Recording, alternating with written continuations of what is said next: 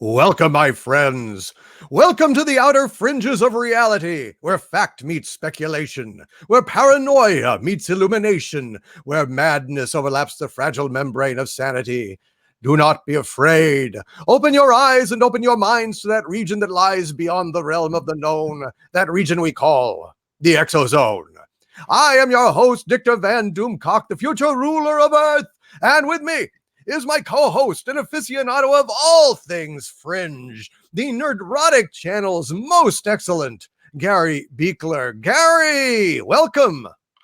Hello, and I am the reason everything's late. It's my fault. I apologize. It's blame the streets of San Francisco and my tardiness.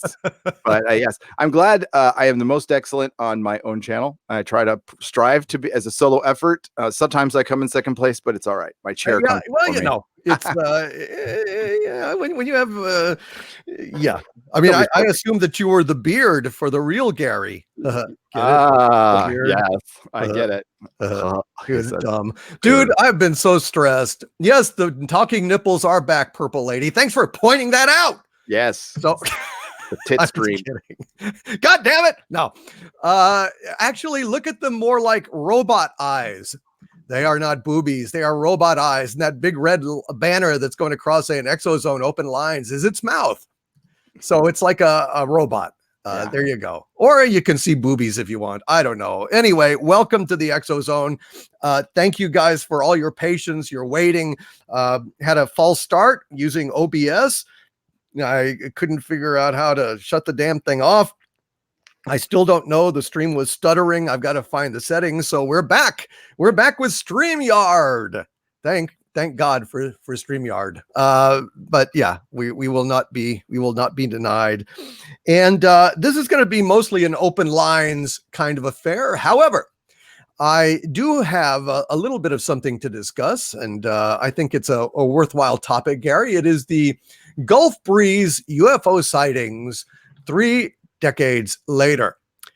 I know that you are familiar with Ed Walters and the Gulf Breeze UFOs. Oh yes. Yeah, it's fascinating. So here's the deal, guys. I don't know if you guys are familiar with this. These were sightings that happened late in 1987. I think it was October. And there was a whole string of sightings in Gulf Breeze, Florida, between 87 and through 88. And I have to tell you, the Gulf Breeze sightings are some rather spectacular pictures. However, the most famous believer in all of literature, Fox Mulder, famously said on the episode EBE, when I first saw the Gulf Breeze photos, I knew they were a hoax. So Mulder was not a believer in the Gulf Breeze UFO sightings. Now, the problem with the Gulf Breeze UFO sightings is that somebody after this guy, Ed Walters, and he like had an uncanny knack for being around these particularly distinctive UFOs when they would appear. And when he moved from his home, the new owner of the house in 1990 found a model of a flying saucer, that's the same ship basically, that was in the attic wrapped in old drafting paper. The model was made out of foam pie plates, cardboard, paper, and tinted plastic gel. Now, Ed Walters claimed that the model was planted and that it was an attempt to discredit him. There are witnesses who have come forward claiming to have knowledge that the UFO stuff was staged. And some reporters and photographers later used the model to stage their own UFO photographs that seemed very close to what he took. So there was a lot of write-ups and stuff about this. And there's a lot of skepticism, obviously. There's a lot of skepticism. Now, one of the people who was not a skeptic was UFO researcher and physicist Bruce Maccabee, who wrote various papers on the Gulf Breeze sightings. And he said, quote, "I think they're real." He said, "I think the model is a hoax squared." But he believed that the photographs were genuine, not a hoax at all. And, you know, Bruce Maccabee is a noted UFO researcher and a physicist. So he's very good at analyzing pictures and so on, Gary. And what else do you remember at all, just off the top of your head? What else Bruce Maccabee? I mean, I recognize the name, and he's a noted figure in ufology, but do you remember anything specifically that he was involved in? Nothing specific. I remember him being on Art Bell a lot. And he's also been on Larry King. And I always thought he was one of the more legit guys out there. One of the better voices, along the lines of not as credible as Richard Dolan, who I think is the most credible UFO researcher, but up there.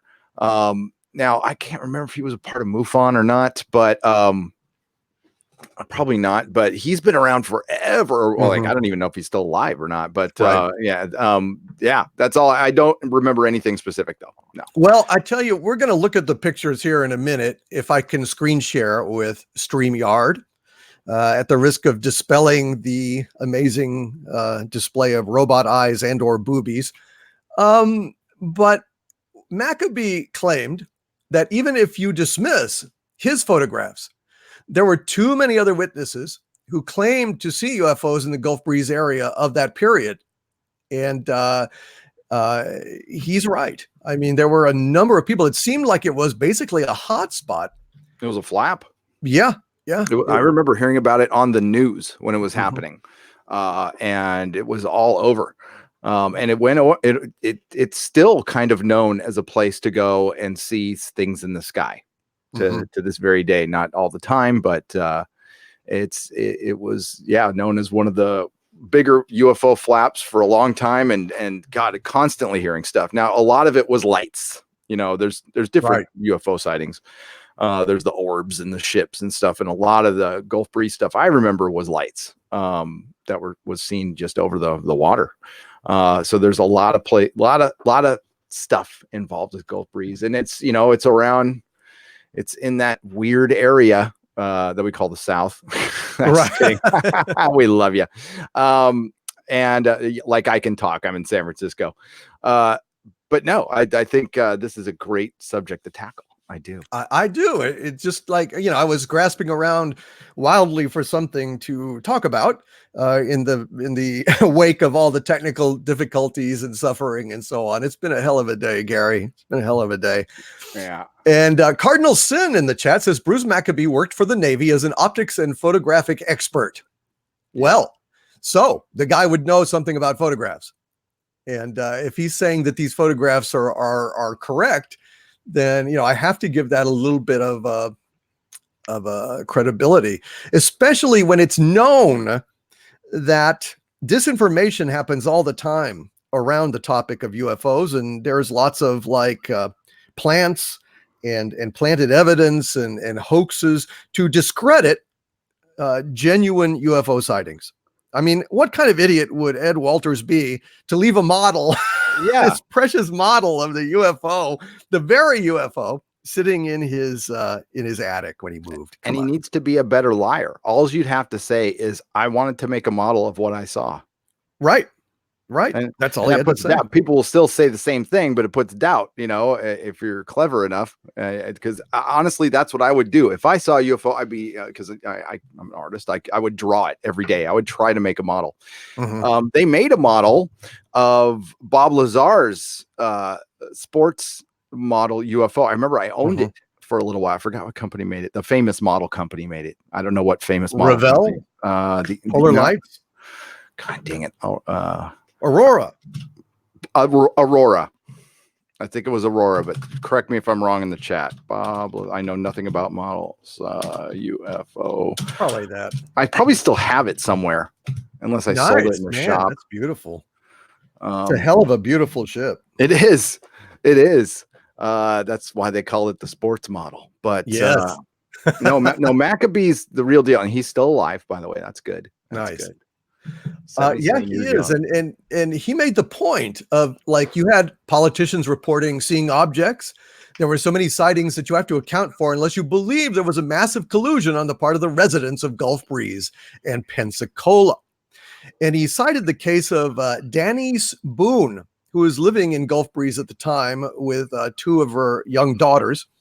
And her account is, quote, my daughters and I saw something spinning just barely above the trees at dusk, she recalled.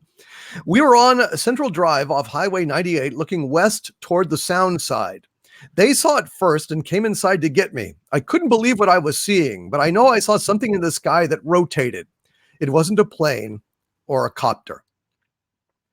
So there were a lot of folks who saw this. There was a flap. It was on the news, like Gary said. And not all of them were Ed Walters. So, yeah, there you go. I'm going to go ahead and try real quick to go ahead and screen share here with this. Oh, this here StreamYard. Experimentation on StreamYard. Yeah. All right. Well, we'll see if we can actually do this. God almighty. Everything is so tough. I hate that they got rid of Hangouts. Yes. I almost did a rant video on it. I still might do it. Just short-sighted, and they offer this camera option, and it could have been so easy to add screen share and add somebody to it. But I think there's way more. If we want to get conspiratorial, I think Article 13 has something to do with Hangouts going away. I think there's a lot of stuff behind the scenes that, because YouTube's new era of transparency kind of gets lost with Hangouts. Yeah. Well, I'm trying to share it here. It appears that I'm sharing it. Yes. So there we go. It looks like it's working. Cool. It actually allowed me to pick a tab in Chrome to share. Yeah, I like that. But anyway, if you guys can see this, here is one of the very famous pictures right here. And you can see that, damn, it looks pretty big. And the fact that the light is reflecting off of the road is very interesting to me. Can you see that, Gary? I can.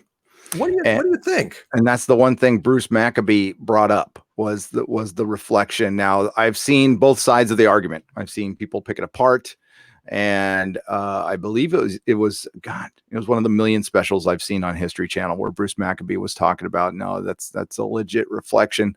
I don't know. I'm torn on this one because the reflection looks fine, but the light on the UFO looks a little off to me. So I'm not 100% sure on this one. But yeah, I'm not either. I mean, I'm definitely, I'm raising the question, Gary, and I'm interested in your opinion. I don't know what to think, honestly. I know there was a UFO flap, and I'm sure I'm going to guess what the case was on this one, that he saw something and didn't get a picture and wanted to. That's one possibility. Wanted to just get attention, but I don't know how the guy could have monetized this, because you always just getting attention is one thing. But this is back in the day when you get negative attention, people laugh at you, people scoff at you, like they still kind of do now. Right. And as far as I know, he didn't go on any tours and speaking. Maybe he did. I don't know. And then he was an idiot and left it in his attic. That's off to me. I know. Here's another wider shot, which I think is even more convincing, frankly. That's a better shot. It's like the other one that was zoomed in, but look, it's weird. The only way to do this would have been a double exposure of some kind, and getting the reflection and nothing else. I don't know. It's a fascinating thing right here. I hope everybody is able to see this. There are a number of wonderful pictures, like, for example, that is a haunting weird shot right there. Yeah. I mean, just for the beauty and the artistry of it. It looks very Close Encounters. Yeah. It's cool as hell. It is very cool. Now, here is a very weird shot of this this thing shooting some kind of beam down. There's a better shot of it.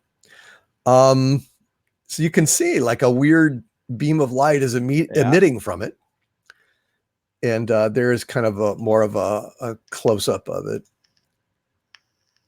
And here is a shot of the alleged model, which looks pretty, I don't know. You know, that's a good way to try and discredit things. Yeah, I don't know. Are the same ripples in there? I can't. Hang on, I gotta look at a closer. Yeah, picture. I can't tell either. I mean, I'm not advocating one way or the other, but I think it's very interesting. It is. It is. Hang on. Let's get this. If I can't zoom it. Yeah, it's hard to say on this one, but the Gulf Breeze flap. Again, I remember it going for months. Yeah. People were seeing it. So, I mean, that always lends credibility. This was a time when the government was actively trying to throw a ton of disinformation into ufology for various reasons. For one, they were trying to hide the fact that they were some of the UFO people were actually seeing, you know, stealth bombers and stuff, and they were trying to keep that away. And then they were actually seeing UFOs. And we you know, don't forget that this is a time that if say the government announced that aliens are visiting us and we can't do anything, and this was, God, when was this incident here? We're talking 87, 88. That would have freaked people out. Yeah. That would have freaked a lot of people out. I think society has moved on past that. I think it's a lot different now, but back then that would have, you know, we were still a more religious country, and not just here, everywhere else. And yeah, they wouldn't, you know, we're just out of the Cold War, or still in the kind of in the Cold War still. Yeah. And yeah, it would have just freaked a lot of people out. So I don't know. There's, God dang it. What is the name of the doctor who took out all of the alien implants? That is Dr. Mack, Bruce Mack. No. What was his name? Dr. He just passed away. Right. God. Oh I know. It sucks. Roger Leir. Roger Leir. No, not. Was it Roger Leir? Roger Leir, American pediatric surgeon and ufologist, best known as investigator in alleged alien implants. He's the yeah, he just passed away a couple of years ago. Okay, he got him. If you look at some of the shots of the UFO, he got shot in Turkey. That is some pretty impressive shit. There was a UFO over Turkey for a long period of time, enough time where he was able to go out there and with a telephoto lens and shoot it. I'm trying to get this picture to you. Hang on, Roger Leir, Turkey UFO. And are you able to share screens? I might be able to. You could try that.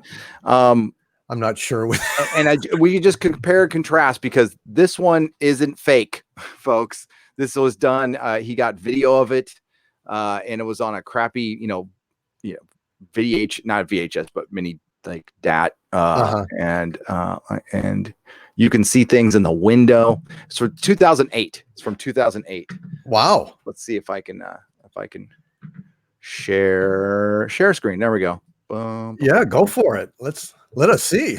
Let us see what we can see. By the way, I'm going to take a shot of bourbon here. I need it. It's been a hard hard day. It's been a hard time, kids. Drink them if you got them.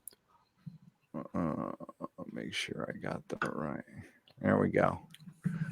So that should be up right now.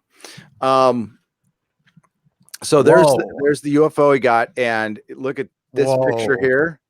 Whoa. So they were able to focus in on that little middle part that looks like a Cylon Raider. It does exactly. That's what I was going to say. Yeah, By your command. So this thing had been and I'm going off of memory here, folks. It's been a while. I'm just winging this one. But it's the Gaz turkey, and this is on video, and they've zoomed in on this. They've analyzed it. There's been documentaries. Of course, there's people who are going to think it's fake. That's fine.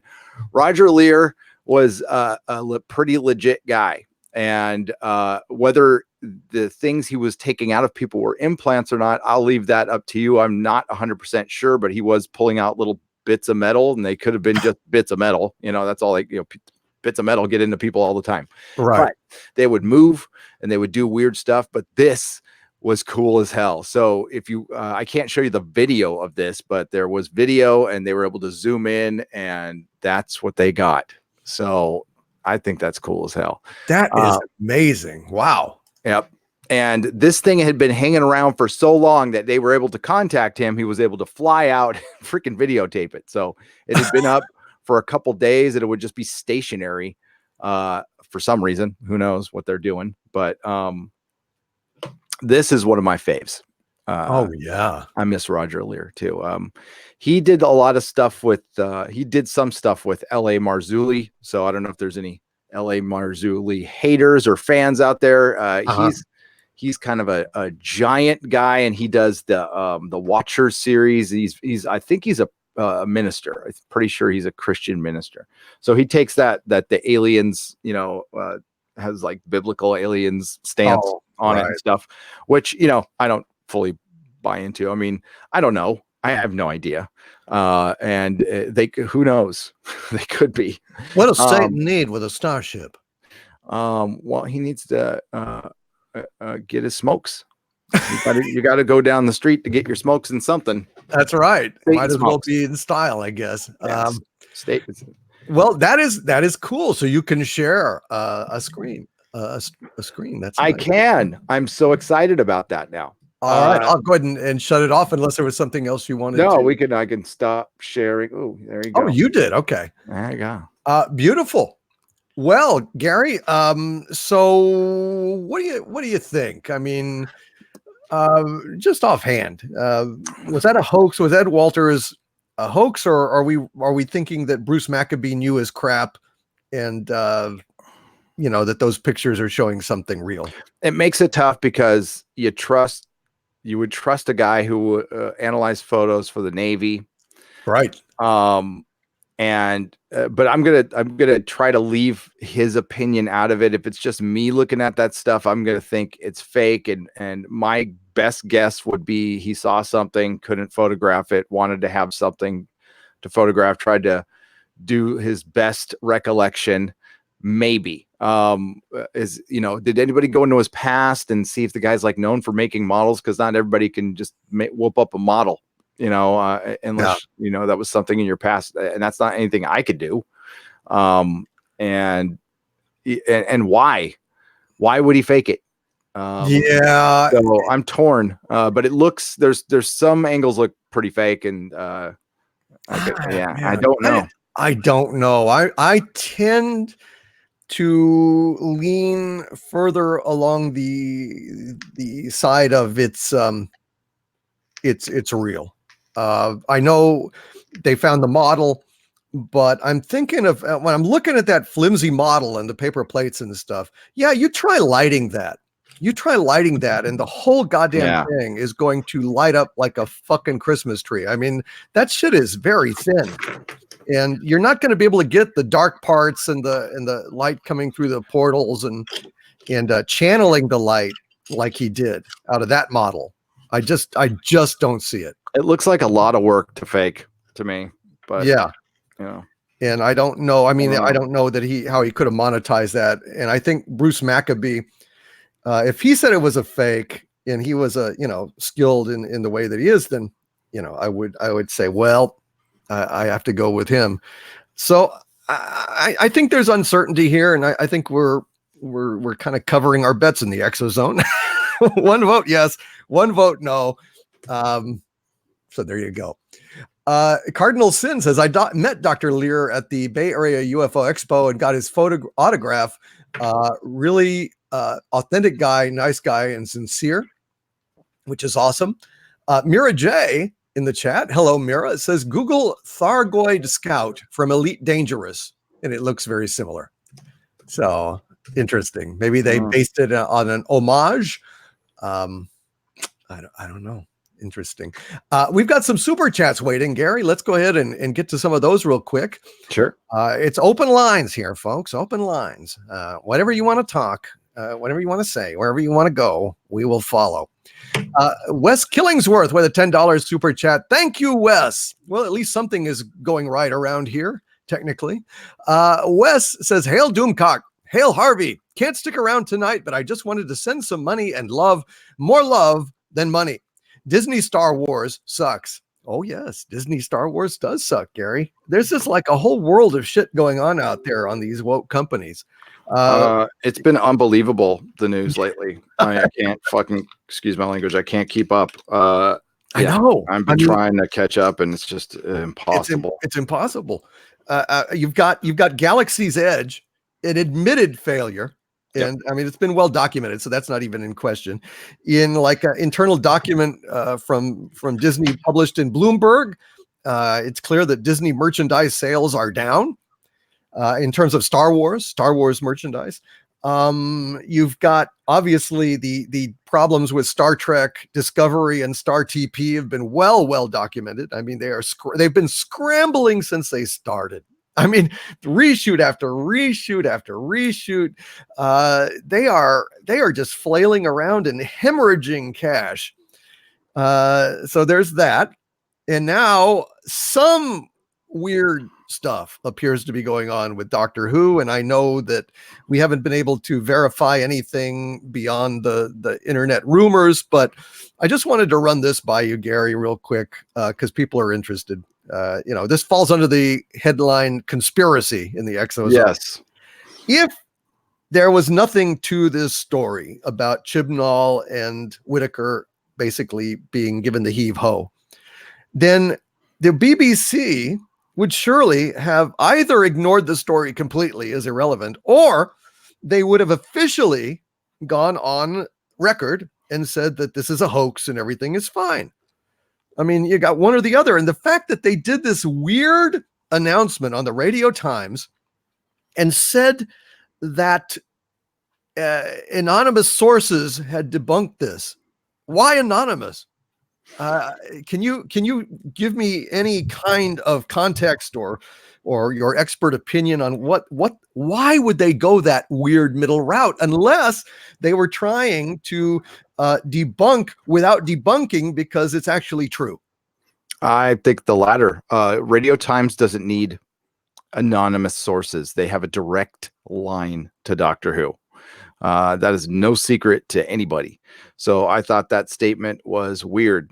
I understand why the BBC would not respond, because then people would be doing this all the time and they'd be responding to it all the time. So that's logical to me. They didn't respond the last time this was reported. It was initially reported by Starburst magazine in November of 2018 that Chris Chibnall and Jodie would be possibly following him. He would leave. The problems with the show are pretty well documented as far as the delay is concerned. They weren't happy with the split fandom.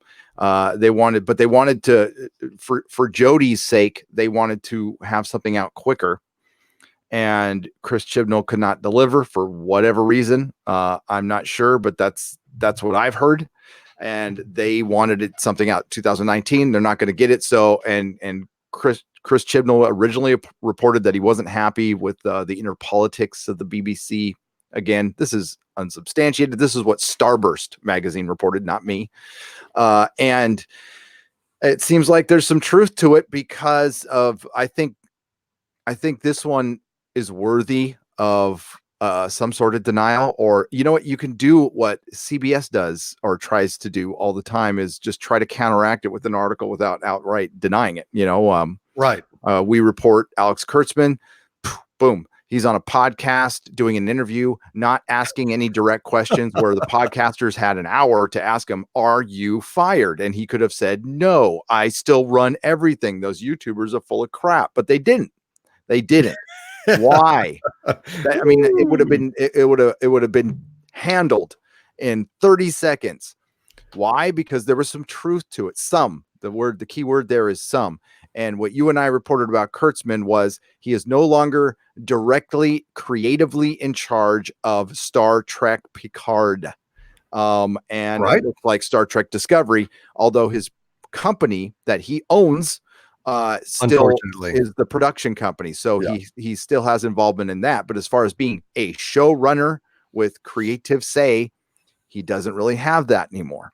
And well, he doesn't have that anymore. So a very similar thing is happening here. We're hearing about licensees possibly backing out. I don't know how important that is to the BBC, to be honest with you. I mean, the licensing, they got their licensing with HBO Max. They just announced that. So that is some money right there. As far as toy sales have been crap for a long time. That's where I do have sources. I have actual sources with the toys who I've known for years, and they are in the toilet. They don't even try to reproduce that much anymore. And what they do produce is older stuff. They just recently did an 8th Doctor figure. It's an exclusive for some shop over there in the UK. And I think they're doing the companions. They did a Jodie figure and they sold like crap. Big Chief did a 1/6 scale, and they did the very weird thing. They usually allow pre-orders, and they always do a limited run, but they usually allow you to make a small deposit and then pay in full later. But with the Jodie figure, you got to pay in full in advance. and they didn't get the required like 500. Not even 500. 500 were not ordered in a planet of 6 billion people. I know for a fact that our action figures would get more than 500. I know for a Doomcock Mego would get more than 500. Are you kidding me? Yeah. It's so we're nerdrotic. So, I mean, that's pathetic. That's embarrassing as fuck. Mine comes with beard trimming action. Yeah. Right. But you have like ray guns and robot accessories, and you have a giant like center of the earth play set, and Harvey. You come with like a little Harvey jar. Yeah. The whole play set and yeah. And complete with a computer that doesn't have Hangouts and can't stream. Exactly, and wonderful. Comes with frustration action. And a thimble full of bourbon for the thirsty overlord. And it's real bourbn, by the way. Yes, it is. Actual bourbon. That's right. It won't hurt your kids, but it might quiet them down for 30 minutes. It just might. I don't know. I'll tell you that story. I was at Comic-Con one time, and my friend JD was there, and he had the bright idea, because he didn't want to carry a bottle of gin around Comic-Con. He put gin in the water bottles and stuck them in there.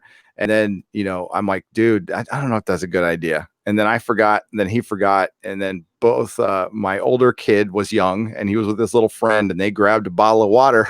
It was a full bottle of gin, and they guzzled it down. Oh, I got in a lot of trouble. Oh my God. They guzzled it? They before they even realized they guzzled it and then spit it out. They got a little buzz on, or at least they pretended they got a little buzz on. I don't know. I can't believe that they would have just chugged down gin. That's like some hard drinking kids. Holy crap. Without even coughing, just like dude, this was in front of God and everybody on Artist Alley, and everybody's cracking up. Mrs. Nerdrotic she had murder in her eyes. It was so funny. She's like, "My babies, you got my babies drunk." Oh dear God, that is funny. All right. Well, anyway, that's basically it. Disney Star Wars sucks, and now the world is realizing it. And it's very sad how little buzz there is for episode 9. Almost nothing. But we'll stay in the we'll stay in the Doctor Who thing as long as we can. I held back on this one. I don't know why. I just did. No, you're smart. You're smart. I don't know about that. I had 2 people confirming this stuff about that they were gone.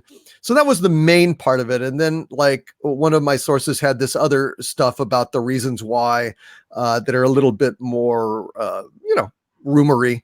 But I thought it was shit. I don't know. It was late at night, and I felt like this guy was sincere, and I just went ahead and went with it. He was. I think we rely on our sources. Sometimes we don't meet them, but we don't know. Maybe this guy does, I think I know you're talking about, and maybe like he really does have somebody. I don't know that. I mean, maybe he's got a friend who works directly in the BBC, and there's got to be people pissed about the show. Oh yeah. Listen, I was having a conversation with another YouTuber. I don't want to call him out, but we were having a DM conversation, and we just were going back and forth, and the silence from other actors and other creatives involved in Past Who is deafening. You don't hear a lot of old doctors going, "Yay, Jodie," unless directly asked. I honestly, I've searched for it. I don't know what Tom Baker's opinion is on it. I'm sure publicly it's, she's wonderful, but you got to think about the legacy. These people make a lot of money off cons and stuff like that, and interest is down. I'll tell you right now, I saw more women cosplaying the 12th Doctor than the 13th Doctor at Comic-Con. It was 6-4. I saw 4 Jodies and 6 women dressed as Capaldi. And they did a pretty good job, by the way. They look pretty solid. Yeah. Well, that jive, I got to tell you, I did not put this in the video. I don't put everything in. This seemed very gossipy. So I'll just say, treat this even below rumor. Treat this as gossip. But my source, and my source was showing me screenshots of where the information came from. So I don't think it was manufactured. But anyway, the gossip was that there is no affection amongst the old guard for this new guard, for Chibnall, for Whitaker, none. Like not Gaddis, not Moffat, not Robert T, Russell T Davies, none of the doctors. There's just not much affection at all for this new iteration. No. And Svi Lebetkin, who might be in here, he found a clip on the John Pertwee Blu-ray, which I finally got, by the way. I haven't watched. I'll do a review on Patreon. The special features have Stephen Moffat stating, I mean, kind of backhanding Chris Chibnall without saying it out loud, but I'm paraphrasing, but he said, Doctor Who is for everybody. Doctor Who is both works for a military organization and is a pacifist. You have to make Doctor Who for everybody, progressive left and Brexiters. He can be both things. That's what makes him a complicated character, and that's why I love him as a centrist. That's why I adore Doctor Who, and that's why it's always connected with me, because he is both things. He's not perfect. He's a guy. He's like Stephen Moffat said, he's a pacifist who tries to look for trouble. I mean, that's what he does, and he's both empathetic and gets people killed. Yeah. His companions killed all the time because he's lonely. He's selfish. He's a selfish, lonely, but very charming God. That's what he is. Yeah, absolutely, dude. You're spot on. Yeah. And Moffat, I got so much more respect for him when I saw this, and it kind of gave me closure on what the hell happened to that dude. He bent the knee. He had to bend the knee, because listen to him talk. There is no way in hell he even believes some of the stuff he wrote in the later Capaldi era, because when you hear him talk in this interview, you even see the interviewer kind of like, you see his butt pucker. He's like, when Moffat says some pretty un-PC stuff that's hilarious, right next to his friend Mark Gatiss, by the way, who is his friend. If you guys, Svi Lebetkin did a video on this. He's probably in the chat. He's the alien rabbi guy. Go check out the video. There you go. Absolutely. And I got to say, that's why Tom Baker is my favorite doctor of all time, because he really encapsulated what you were saying, Gary. He really has that kind of genial childlike sense of wonder, coupled with a kind of jaded nonchalance about the fate of others. I mean, you know, he says just as like to step over your dead body and say jelly baby to somebody, you know, offer it to someone. And that just kind of mix of capricious, like child god, you know, mysterious, beyond judgment, beyond human judgment, persona was exemplified by Tom Baker, in my opinion. Yeah, I mean, Tom Baker is the UK William Shatner. That's what he is to me. He is the perfect doctor. He's able to both like scare the crap out of you, be godlike, but be approachable. You know, Yeah. But not. He's always detached. He's got this, and I think this is Tom Baker. I think he's always just got this detachment. Like he's always thinking of something else, even while he's talking to you. You know, he's always like, you know, like I'll give you 30% of my attention, but 70% is on this other problem that I'm concerned with right now. But it's enough. You know, that's what's brilliant about that guy. I will never forget. In the 50th anniversary, we were doing a watch party at my store.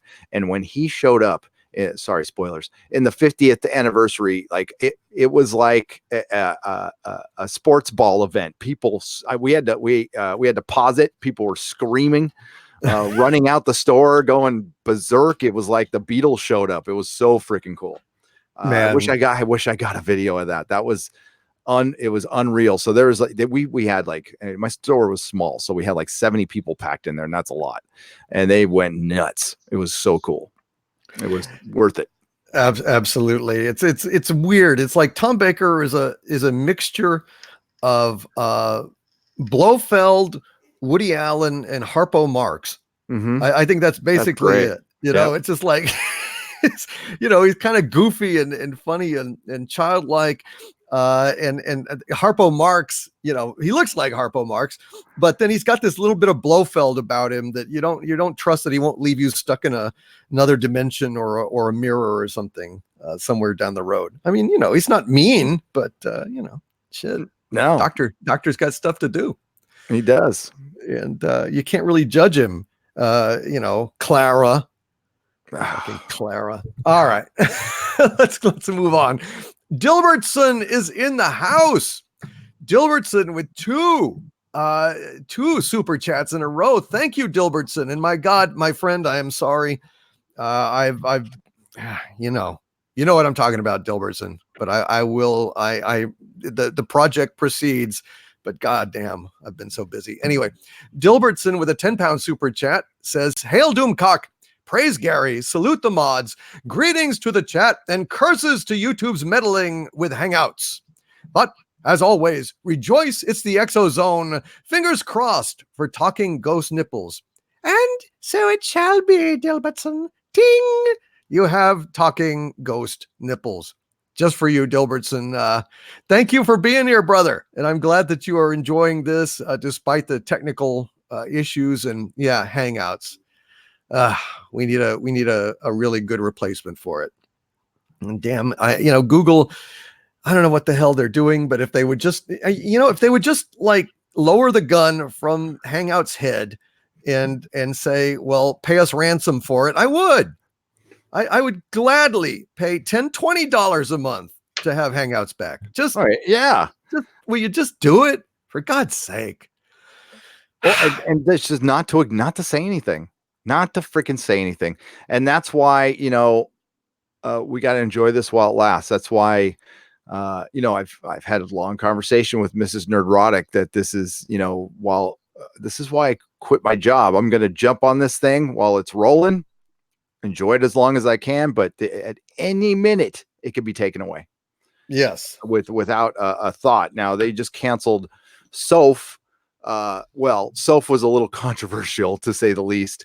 And I'm not surprised it happened. I don't think it should have happened because it's very odd to see a 14-year-old girl drop F-bombs all the time and say some pretty pretty controversial stuff. But you can find her on BitChute, and if you see her latest video, you'll know what I'm talking about. That's what got her kicked off. Wow. But she must be some kind of a genius or something. I don't know anything about her. I just found out about it from bounding into comics. But yeah, she's right wing politically, and she has holy crap. She has the intelligence of Ben Shapiro, or her writer does, and she's able to read that, but I don't think it's just her reading off somebody's writing. I don't know. It's really one of the weirdest things I've ever seen, to be honest with you. But the YouTube is weird. It's very weird. I was just going over something. I don't know if I could, I don't want to share video on your thing, but they colorized the footage of the last known Tasmanian tiger. It looks freaking amazing. Oh, wow. It's so cool. Oh, I can't believe that thing is gone. That's too bad. That's a shame. Send me a link. I'd like to see it. They were bizarre. Damn. I'm looking for some. I'm on Coast to Coast AM is still a good place to go find. It's a good. It consolidates good UFO articles and stuff. Sweet. Watch Roman engineers. Bernie Sanders says he'll tell the public about UFOs. Yeah, they all say that. They say that, and then we never get anything. We never get anything because the presidents don't have the right to know. Holy crap. That's a ghost thing. There's no it's been kind of quiet. I watched the most recent Ancient Aliens. Unidentified has ended, and it seems like the trickle of disclosure has stopped, which I figured it would. What they're going to do is turn on the faucet very slowly and then turn it off, and then in about a year we'll get something else.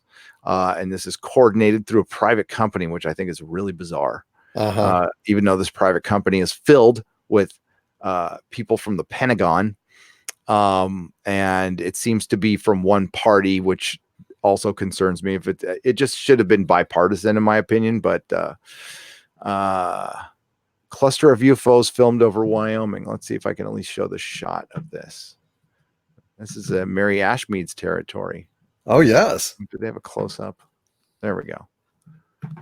It's just that's weird looking. Okay. Where so are you trying to let me give you the link. You want me to shoot you the link? Here, I'll shoot it in your DMs. Boom boom. And that's to the Coast to Coast article. Oh, okay. I'll take a look at it. Yeah. And thanks, man. No problem. That looks pretty interesting. I mean, is it a picture? No, it's video. It's video, but I don't think you would. Yeah, I mean, if you want to just pause it. Yeah, that's okay. We'll probably better not. Don't want to get any more trouble than we are. I'm having to do this one on my main channel because Harvey's channel was misbehaving. More weird technical shit, dude. No, there's something going on right now. There's is there? Because like hitting the go live thing totally didn't work. Just totally didn't work on either of our things, and I just said screw this and went with this. Anyway.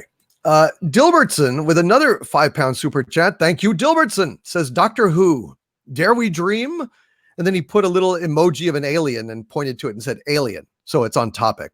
I think we dare dream. I think that there's ample evidence, and you cited it before, and you even did a video about it like last year, that they were going to be gone at the end of this year. So I don't think it's a hollow dream. Do you? No, I don't think they're going to. This 5-year plan that Chibnall talked about, that required him making not 5 series, but at least 4. Yeah. And now it looks like if he stuck around, the 5-year plan will be a series every other year. There's no way Doctor Who's not event television anymore. It's just not. It used to be. No, it's really been pedestrianized and normified. And it's just fucking sad. It really is. We've got 760 people watching, despite the late start, despite the technical glitches, the false start, all the brouhaha and chicanery.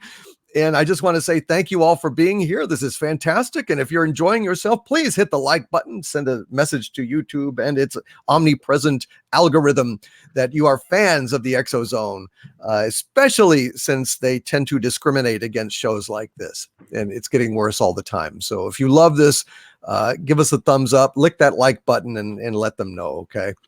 Kind of important. Yeah, we should bring up Storm Area 51. That is like the biggest UFO news, and it's turning into it might turn into a festival. Like they're talking about, and Jeremy Corbell's doing a documentary on it, and like I might have to go.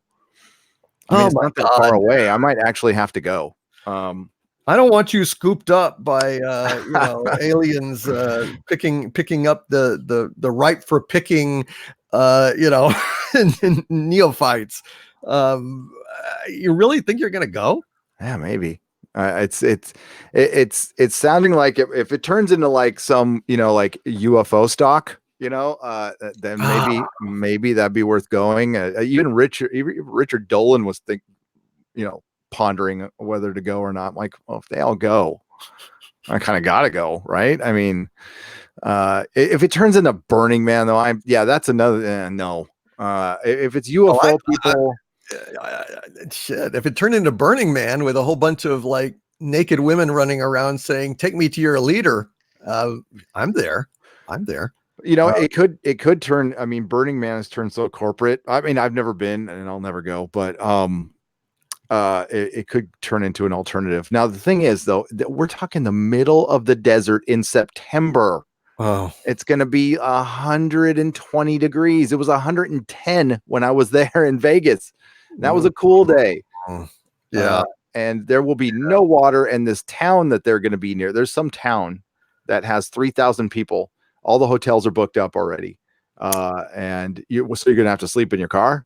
It's probably not going to be very practical. We'll go and have a tent that's painted like a UFO, and it'll be like a sweat lodge. And we'll have, pass around the peace pipe, so to speak, and try to see visions.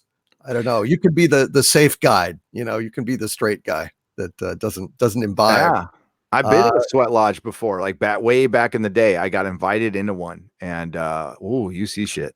Ooh. Well, you wouldn't see shit very long having a sweat lodge in the desert. No, you'd be seeing it would get all white, and then you wouldn't see anything else after that. Old friends long gone by. But I love it. I'd love it if they started singing too. Like if Country Joe and the Fish got up there and 1, 2, 3, what are we fighting for? I don't give a damn. Next stop is Aldebaran. It'd be like a kind of like alien stock. Be pretty alien funny. stock. Yeah. Well, fish could go. Yeah. Fish would be there for sure. Anyway, but we digress. Yes. Paul Wilkinson is here with a £9.99 super chat. Thank you, Paul. He says, "Hail Doomcock and Gary and all in the chat. Early start for me in the morning, so we'll catch up with ExoZone tomorrow. Want to show my support, and also maybe now Doctor Who has a chance. Maybe. No. Maybe. I'm sorry to dash all hopes, not a chance in hell. What they will do is they will replace Chris Chibnall, and this would be, I don't care, honestly, if it's a female showrunner, because it will be, but it won't be just a female showrunner. It'll be a woke as hell BBC female showrunner, and they'll go above and beyond. They will probably sexualize the Doctor, and I'm sorry if this is a controversial statement, but the Doctor, I mean, they've made the Doctor, fell in love with Rose. He knew that was a big mistake, but they'll probably do something else. I'll leave it to your imagination, what they'll do with the Doctor after this. I would be totally okay if it's a legit female showrunner who knows how to run a show, knows about Doctor Who, and brings it back to the RTD era of fun and thrilling, a show for everybody. That would be great. And if they brought in like a doctor who was I'm going to say POC. I hate saying person of color. Really, that's great. That's what I expected before they did the Jodie thing. But I just don't see them going back to that era. I see them just doing more of the same. So it's just going to be, we'll change the players and it'll be the same game. And I'm not interested in that. No, I'm not either. Yeah. And it's probably not going to get better. I don't know. But I mean, the rumors about, Michael Sheen would be a fantastic Doctor. Just absolutely fantastic. He'd be, and God, if you brought Neil Gaiman in to write, I mean, the roadmap is right there. If Neil Gaiman has an exclusive with Amazon right now, so they can't get him, I'd love for them to get him because he would be great. But it's current year, so I mean, just look at everything the BBC is making right now. What would make you think they would do anything different with Doctor Who? They see it as their platform, and they are not going to change their ways because the BBC doesn't have to make money the way an American company does, and it allows them to do whatever the hell they want. That's the unfortunate thing about Doctor Who. I mean, as dead as Star Wars is the most dead out of all the franchises, in my opinion. Star Trek could turn around. It could happen someday. But I certainly don't think Doctor Who can, not under the BBC, not in the next 5 years easily. But we have Big Finish. Listen, the biggest news right now for Doctor Who is Chibnall being fired and the possible Torchwood movie, which is just a rumor. That's all it ever was. Right. But like more people are excited about that than anything Jodie Doctor Who. Yeah. Yeah. So, well, we'll see. I mean, weirder things. I mean, I don't disagree with you at all, but at some point, there's going to be some answering for the damage done to the franchise. I mean, you can only keep going so far before reality butts into you. Like ask Iger about, Star Wars Galaxy's Edge and episode 9 and everything and Solo. And like you said, it just takes like a year or two for the effects to be felt, but it sure as hell does seem like this stuff is all steamrolling, across multiple fronts. I think that the woke chickens are coming home to roost, and I think that the suffering is going to become intense. Well, it is, and eventually, I think they'll have to change. It'll probably be too late. I think that's your point. But I think, yeah. Well, what's been funding this change is we've been in kind of a boom for Hollywood, and because of the streaming wars. So investment money has been flooding in. It's exactly like the tech bubble. So a bunch of investor money has been flooding in for these streaming wars and get these streaming services going. And now the investor money is all in place, and now you have to produce, you have to make things for the streaming service. So while that investor money was coming in, that allowed them to experiment a little bit. And what did they do? They didn't experiment at all as far as narratives or creatively. They experimented politically. And they decided to use up all that capital to try to sway an election instead of trying to sell your streaming service and your franchise to people. You thought you would take this opportunity with other people's money to try to change people's minds. And you did. They absolutely changed a lot of people's minds on watching their stuff at all. And now that money is not going to come in as much, and you're already seeing Netflix losing subscribers, Disney talking about, Fox we're going to actually lose money on Fox for a couple of years. And for Bob Iger to say that out loud in a statement, it's got to be way worse than it really is. Yes.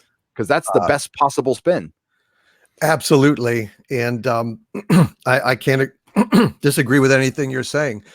In the chat, they're upbraiding me for, will you not start answering super chats, or is this a strategy? So I better get on the super strategy. So here we go. Sorry about that, guys. Bird of Prey 5 with a $5 super chat. Thank you. And Kapla, my friend. He says, Kapla all. Love the show. We'll be listening while in physical therapy. Tonight, 9 p.m., Science Channel premieres Contact, their version of Unidentified. Interesting. So the Science Channel is now doing a version of Unidentified. Do you know anything about this, Gary, before we move on? I will be watching it. All right. Go into my bookmarks right now to get that in there. I did not know that. Thank you, Bird of Prey 5. And good luck with that physical therapy, brother. I've been watching your videos. Good stuff, man. Good stuff. And I hope you're having a good time right now. Well, at least it's making it better anyway. Depends on the kind of physical therapy. Oh, Yes. Well, For Prey 5's all, it's nurse time. walk it down, Tito, walk it down, Tito, walk it down. Thank you, Bird Prey 5 and Kapla, my friend, in that physical therapy. Michelle P with $1.99 super chat. One of Doomcock's darlings. Hail, Michelle P. She says, for the ExoZone, hail Doomcock and Gary. Thank you, Michelle P. Very, very much. And I'm glad that you are here. Hope you're having a good time. Teresa Martin with $1.99 super chat. Thank you, Teresa. Says, hail, Lord Doomcock, to which I reply, hail, Teresa Martin. Thank you, my dear, for your patience. Thank you for being here, and I hope you are having a delightful time this afternoon or evening with us. Warren Roar, my legionnaire and evil bodyguard with $1.99 super chat. Hail, Warren. He says, do you believe that Bigfoot and werewolves exist? For me, I do not believe that werewolves exist, at least not as they are portrayed. I do not. I mean, I've heard things about weird, skinwalkers and things like that. That I don't know. I mean, maybe you could consider them werewolves. I don't know. I don't think werewolves exist. I do think that Bigfoot exists in some form. Gary, what do you think? Yeah, I don't believe in werewolves or people able to actually shapeshift. But yes, I believe that Bigfoot exists in some form somewhere. I agree. I think there's too much evidence for that, but I've never seen any real evidence for lycanthropes or shapeshifters. Although skinwalkers, I think that falls under the skinwalker thing. Yeah. Well, the dogs in the trench coats smoking cigarettes. Yeah. Where hounds, the only thing I know is there's a lot of stuff we don't know. We don't understand about this world, this planet, our reality, consciousness. And I am a firm believer in a advanced ancient civilization that predated ours by possibly hundreds of thousands of years. And they might have been more in tune with that. And we see little remnants around the world of this civilization. There's no way to date it because it's stone. But and I'm not, when I say advanced, I don't mean like advanced like ours. I mean like maybe like the Romans advanced, or possibly even 1800s advanced, but not 21st century advanced with technology, because they evolved differently. And I think there's more and more evidence of that. So I think they were more in tune with stuff that could be construed as a skinwalker and a lot of other stuff that would be considered magic, quote unquote, that might be just a form of science that we don't understand or haven't tried, because we were set on a different path after the cataclysm of 12,000 years ago that damn near decimated the planet and decimated the United States, the Western United States, and had to reset humanity. I know I went deep in the rabbit hole on that one, but yeah. That has a lot to do with like mysticism, shamanism and stuff. I think that's all ancient knowledge that has been carried over. I mean, just look at some of the civilizations that are not tribes, for lack of a better word, groups of people that are in the Amazon, and how they're able to concoct these things that it would take them hundreds of thousands of years to test every single plant against each other to make this, to make ayahuasca. What's it called? Ayahuasca. Yeah. The ingredients are in like one counteracts a stomach enzyme, and it's like, how in the F would they know that? How and if you tested it, you would die. I mean, so what did they do? Just get a bunch of people going, okay, try that. Oh, he's dead. Doesn't work. Okay, get the next guy. I mean, maybe that's how they did it. I don't know.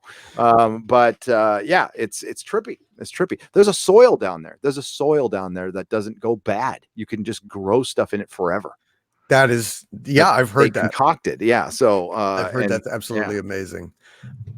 You've fired the imagination of people in chat. Monster Huntress Rune says, advanced society that predates us are the Pillar Men, a race of Aztec vampire male strippers. Yes. Yeah. Actually, I'm a reincarnated Pillar Man. Are you really? We were the Pillar Men from down under. We had a show in the ancient civilization, Las Vegas. Atlantis was basically Las Vegas. and I did a show in my previous life. Ah. Twice a day, 6 p.m. And 12 p.m. So you have the 12 very a.m. distinctive birthmark of the Pillar Men, which is basically a big G string Yeah, that is on your skin. it Looks like a actually, tattoo, but it's a birthmark. yeah, it's a birthmark. It's the damnedest thing. But you can still, the weird spooky part about it is that you can still put dollar bills in it, even though it's just a tattoo. It's weird. Yes. They stick. And Survival, we had like survival. Flintstones money back then. So it was a Yabba little rough, dabba but woo! Yeah. Dr. Meatball says Gary Busey as Boris Johnson as the 13th Doctor. I yes, think he's on something. Boris Johnson is the 14th Doctor. With played by Gary Busey, which would be just perfect. It's Somebody just something. get that man a comb. Yeah, that's Jesus Christ. Although I saw a thing that speculated he's faking about all that stuff. He's actually extremely canny and projects this bumbling, endearing persona in order to get his will done. No, that is the art of grifting. That is the number one art of grifting. Convince everybody in the room that you're the dumbest person in it. Yep. And they'll trust you and lower their defenses and because they don't respect you, they'll tell you anything because you're not a threat. Yep. Medicore says much of Canada is unexplored, uninhabited, and unreachable wilderness. It's very possible the Sasquatch can exist and avoid discovery. Absolutely. Oh yeah. No question. Dr. Meatball asks us best pop culture trio: Kirk, Spock, Bones, Luke, Han, Leia, or Mo, Larry, Curly. Ooh. I'm going to go with Kirk, Spock, Bones. Kirk, Spock, Bones. Yeah, they're the best. I'm sorry. They really are. Let us go back here. The Big Joe with a $4.99 super chat. Hail Big Joe. Says, Hail Doomcock. Have you considered adding scaphism to the Inquisition? The pair of anguish is too kind for the likes of Jar Jar Abrams. Scaphism. Well, I better look that up. We're always anxious for new ways to inflict suffering upon those who inflict suffering upon us. Scaphism. I do not discriminate torture devices. If it's a torture device, we allow it in. We're fully inclusive with our torture devices in the Inquisition. I see a video here saying scaphism was a terrifying torture method, murder with friends, the terrifying ancient form of torture. And according to Wikipedia here, it says it's an alleged ancient Persian form of execution. The word comes from the Greek scaphe, meaning anything scooped or hollowed out. It entailed trapping the victim between two boats, feeding and covering them with milk and honey, and allowing them to fester and be devoured by insects and other vermin. Wow. Man, you must really hate that person. That's right. Plutarch in Life of Artaxerxes, says the king decreed that Mithridates should be put to death in boats, which execution is after the following manner. Taking two boats framed exactly to fit and answer each other, they lay down in one of them the malefactor that suffers upon his back, then covering it with the other, and so setting them together that the head, hands, and feet of him are left outside, and the rest of his body lies shut up within. They offer him food, and if he refuse to eat it, they'll force him to do it by pricking his eyes. Then, after he has eaten, they drench him with a mixture of milk and honey, pouring it not only into his mouth, but all over his face. They then keep his face continually turned towards the sun, and it becomes completely covered up and hidden by the multitude of flies that settle on it. And as within the boats, he does what those that eat and drink must needs do. Creeping things and vermin spring out of the corruption and rottenness of the excrement, and these entering into the bowels of him, his body is consumed. When the man is manifestly dead, not just merely dead, but most sincerely dead, the uppermost boat being taken off, they find his flesh devoured and swarms of such noisome creatures preying upon and as it were growing to his inwards. In this way, Mithridates, after suffering for 17 days, at last expired. Ooh, boy. Wow. That's what a bunch of jerks. Well, that's messed up. Yeah, but I tell you, if you could personify Star Trek disgracery into a person, yeah, that would be definitely. definitely. That's it. That will be it. That's pretty much what I felt like after season 2. Yep, After I watching it. agree entirely. The Big Joe, we will add scaphism to the Inquisition. Thank you, my friend. That is even worse. That is one of the worst things I've ever heard. That kind of is. So that's Ah, So the name of outstanding. all my reviews for season 3 will be Star Trek Scaphism. It's perfect. Yeah. Here we come with a good ExoZone question. Shinsen Kitsune with a $5 super chat. Thank you, Shinsen. Asks, Hail Doomcock and Gary. Have you heard of the Denbich Lights UFO? Filmed in 2012, it hovered silently in wind and rain while spinning and flashing. Well, yes, I have.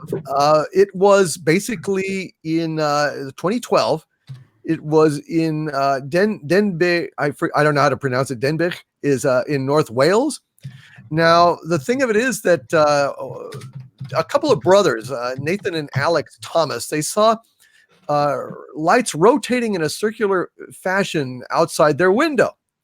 Now, Nathan was 14 at the time. He was watching TV, heard a loud bang as a trash can was knocked over. There was a storm brewing. He just decided to go and look and see what was going on. And he saw these bright lights in the sky flashing over a farmer's field. And so they were spinning in a circular formation. And it's caught on video. I would show you, but it's caught on video. So basically, he watched it. He woke up his brother, Alex. They watched it, described the lights as amazing. There was no noise from the lights. And so these kids decided logically that it would not be anything like fireworks. Nathan grabbed a Toshiba Camillo S30 camera that he'd just gotten for Christmas, filmed the lights out his bedroom window. And, his parents woke up and, his mother, Linda, and cousin Kira, they woke them up. They also witnessed the lights. And a former Royal Air Force worker, Jason Gleaves, studied this video, using the latest computer technology. And this was what he said, quote, during the video footage, Nathan remarkably kept a steady focus on the objects in the distance for most of the duration, also focusing and zooming in and out on occasions, capturing local housing, street lamps, and foliage, which is ideal for perspective in relation to the witness's sighting location and the unknown light sources in the distance. Upon my analysis of this fascinating footage in more detail, I confirmed what the witnesses had seen and described, also confirming the lights to be rotating in a circular, uniformed formation, giving the impression of being fixed to a much larger circular base structure. Also, frames were obtained revealing an unusual, unknown-shaped object, multicolored in appearance, exhibiting a full visual spectrum range. Near the end of the footage, the lights appear to change angle to a 45 degrees angle, but continuing to rotate as they did in the horizontal position before blinking out of sight for good. So, what do you think of that, Gary? That's crazy. Do we have pictures of this? Well, I think that the thing about it is that the actual footage is what is so. Let me see if I can go ahead and share the screen here and show you what we've got without actually showing the video. You just pause it. Well, yeah, let me see. Let me see if I can pull that up here. All right, let's see. Some UFO hunters are what does this say? A UFO investigator says he has no doubt a secret alien base lies beneath the North Wales coast. Wow. There you go. Oh yeah, it's really impressive. Oh wow, that's weird. It's not impressive in a still is the problem, Gary. But let me see. Okay, here we go. Well, I'm trying to pause it now. It won't let me. Okay, let me find a a frame here, and then I'll share the. Yeah, that's pretty good. The problem is what's impressive about it is the motion. But let me. Yeah, now I can go ahead and share this. Well, no, I can't now. Hold on. All right, hold on. Here we go. Because it like went full screen, but then I. All right. Share screen. We want. There we go. Okay. All right. So now it looks like I'm sharing the screen, and basically these lights are blinking on and off as they rotate, and it's clearly in a circular pattern. I don't know if it's coming up, Gary. It's coming up.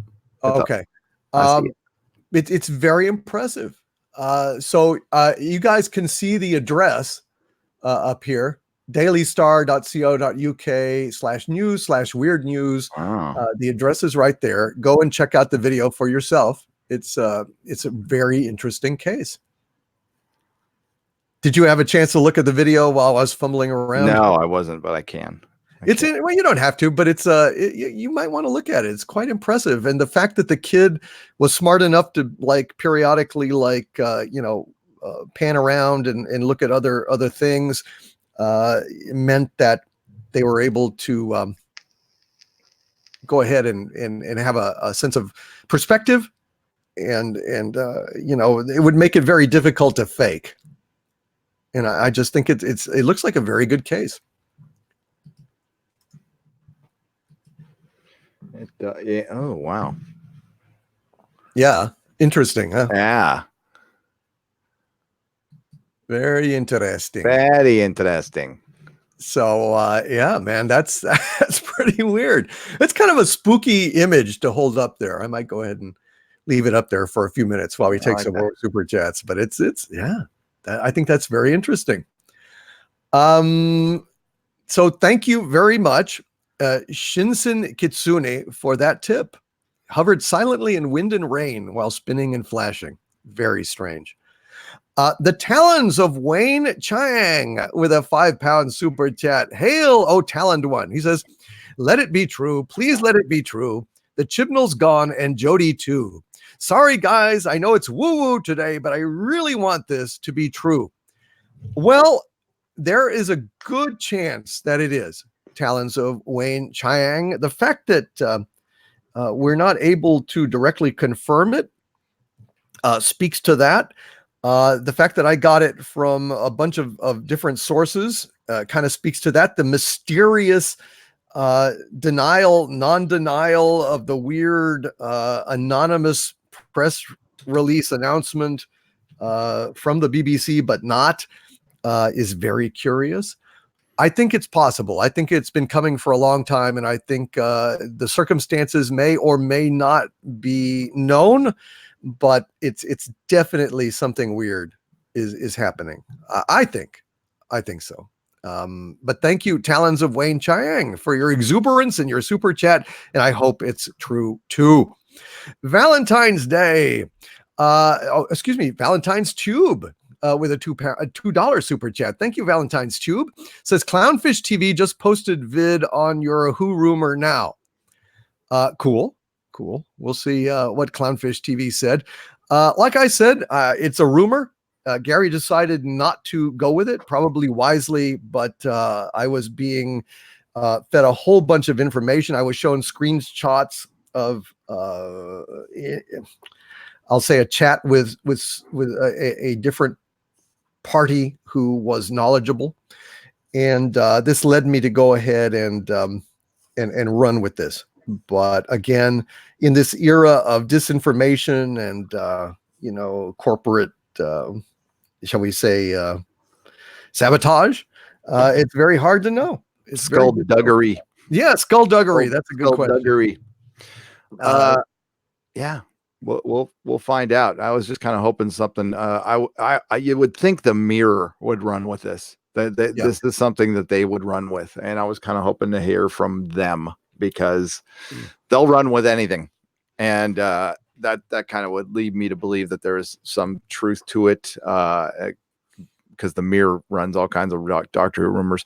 Now, again, the denials are weird, though. We got one from Stephen Moffat, which just stated that all the rumors that during his tenure were not true, which is completely false, including the rumor of him leaving.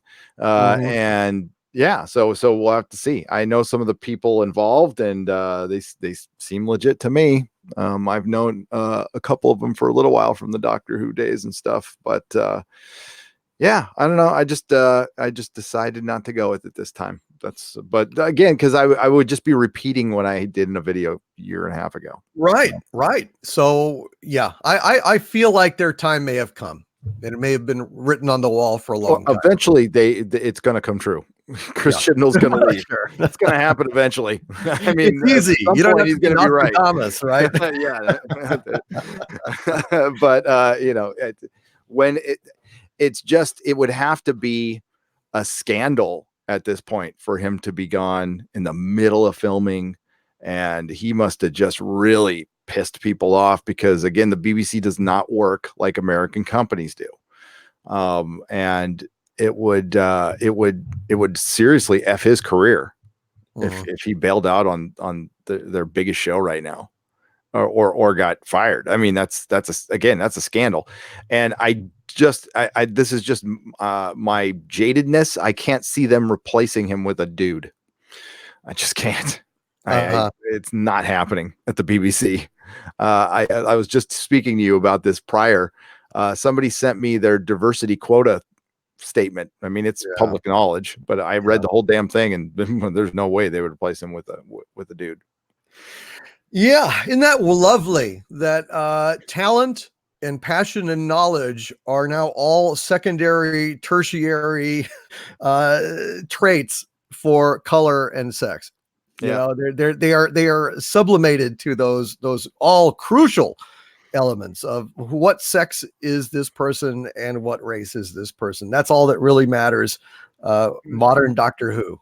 Storytelling, narratives, they don't matter. But they don't listen, it could happen. Like I wanted to, sincerely want this to be true in every way.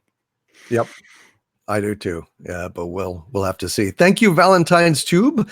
Jeff McKelvey, the 3D trucker himself, with a $10 super chat. Hail, Legionnaire Jeff. And Jeff says, I was in a UFO mood earlier and watched a Bob Lazar interview. I found it fascinating that Bob talked about element 115 in the 80s. Then on August 27th, 2013, it appeared on the periodic table. Amazing. Yep. It is definitely amazing. Gary, that's a mic drop. That's a mic drop. That's it. I mean, that's Bob Lazar.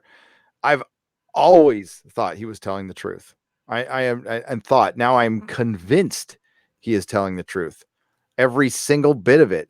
They've had body language experts recently on YouTube. You know, it's funny. He's been around for decades. He gets on Joe Rogan. All of a sudden, the normies know about Bob Lazar.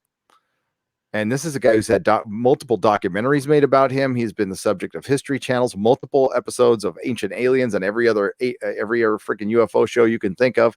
He's a rock star within the UFO community, and the reluctant rock star. And that's what makes him more believable, because he doesn't want all this attention. He was a skeptic. He didn't believe in UFOs.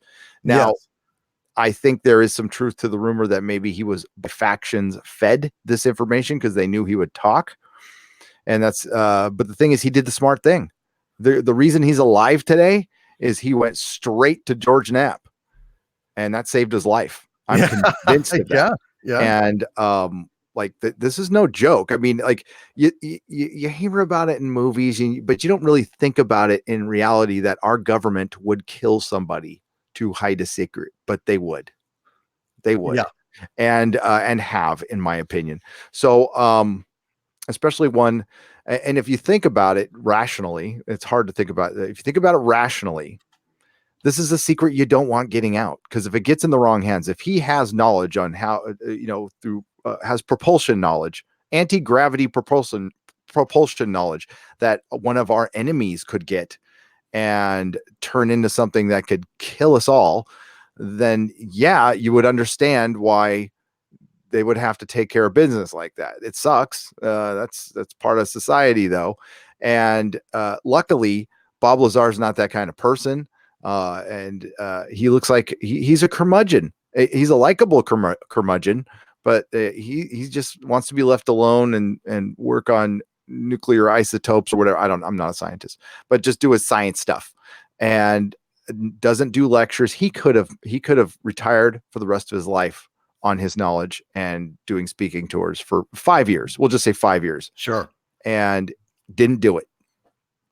So it's a scary prospect to know that we're not alone, that we have our hands on technology we probably don't understand, and that aliens have been visiting us. And it's something that's gone from mockery, as far as like if you're a believer in this, to you have to seriously consider it now. Right. It's not a joke. Never has been a joke. It's simply the biggest story of our lifetime that still gets ignored by the access media and the mainstream media because they are not media. They are just mouthpieces for their corporations and their corporate masters and the government. And and while we're bickering over, listen, you could pluck bad news every day from every part of the world to make it look like the world is just falling apart. But, look outside, turn off the mainstream media, look outside, and it's mostly fine. And I hate to sound cold and calculated about all this news and the death that they report. You got to look at it in terms of we are on a planet with 6 billion people. We're in a somewhat free society that people can take advantage of a lot of things. And considering, and I said this on my last live stream, we are a country, if you don't live in the United States, we have 4-way stops in the middle of nowhere. And we are a country where more than 90% of the people would stop at that 4-way stop without a cop in sight. Yep. Where they don't have to stop, but they stop. That's how civilized of a society we are. Are we perfect? No, but we're getting better. It's progress, not perfection. And so while the media plays their fear porn all the time, they are distracting us from the biggest goddamn story in the world. There's 2 of them out there that they just don't talk about. And luckily we have brave, people who had the resources and also pretty much because of obsessive nature, sacrificed their lives to, like Graham Hancock and Bob Lazar's of the world. We need these people. These are really important people that are bringing us the truth, and they're curious, and they're showing us the wonder of the world. And it's not just what it seems. And it also exposes academia, the mainstream media, who are constantly trying to shut them down in every way, shape, or form. And, if Graham Hancock isn't just this perfect person, like people, try to shut him down for his DMT use, who gives a crap? I don't care what he does on his free time. I know his research is solid, is solid. And, that's why we got to praise sometimes the Joe Rogan show for bringing these people on. Yeah. Because he's like the only one exposing them to the normies and stuff. So I think that's, absolutely. He's doing a great job. Good point, Gary. Appreciate that. Sadukar 7th Legion with a £5 super chat. Thank you for your patience, Sadukar 7th Legion. I know you have to go to work, so here is your super chat. Hail Gary Doomcock. That aside, name an instance you give credit to. One time you say, this is worth looking at. Also, Doctor Who Rebirth. Are you excited? So I guess he means, Gary, one instance of, I guess, UFOs or paranormal phenomenon that we give credit to, one thing that is worth looking at. Sadukar 7th Legion, I would say off the top of my head, the strangeness of the moon. The strangeness of the moon is absolutely undeniable. It is a riddle wrapped in a mystery and dipped in a conundrum. It is undeniably strange, anomalous, and really something that should not exist. I mean, I think a famous astronomer once said, the only rational explanation for the moon is that it does not exist. So I would look strongly at the fact that the moon is probably some kind of artificial structure, and that it even may not have always been in Earth orbit. Gary, what do you say? Other than that, I agree with that 100%. It should not exist. It's too perfect. I mean, its location is in such a perfect spot between the sun and our planet that it covers the sun perfectly, like perfectly. That's weird. That's impossible.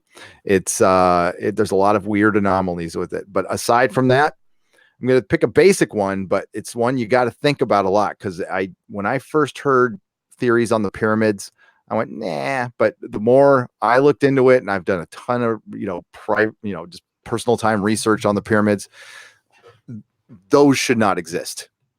Really? Those things are, the more I learn about them, the more bizarre they are, and an anomaly, and they're old. They're really, really old. They're a lot older than they say are. They could not have been built by slaves. It's impossible. It would have taken them hundreds of years. And their measurements are damn near perfect. They're lining up to the stars. No hieroglyphics in them whatsoever. So they are from a civilization that predates the Egyptians, the mother civilization, whatever you want to say. They are incredibly old, and their purpose is unknown. They used to be white.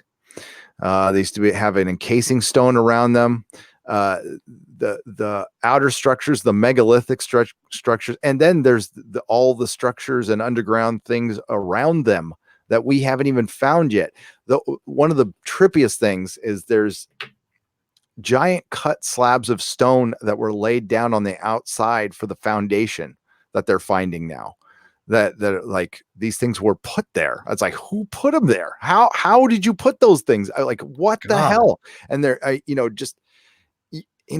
we've been around these ancient stone structures forever, and I think sometimes we take it for granted, or we take the archaeologists' words for it, and we don't really think. We look at that and go, we can't put that there today. Not with all the technology we have. Wow. We can't put that stone there today. How did they do it? Manpower and and there was no wood. There's no trees to roll anything around on.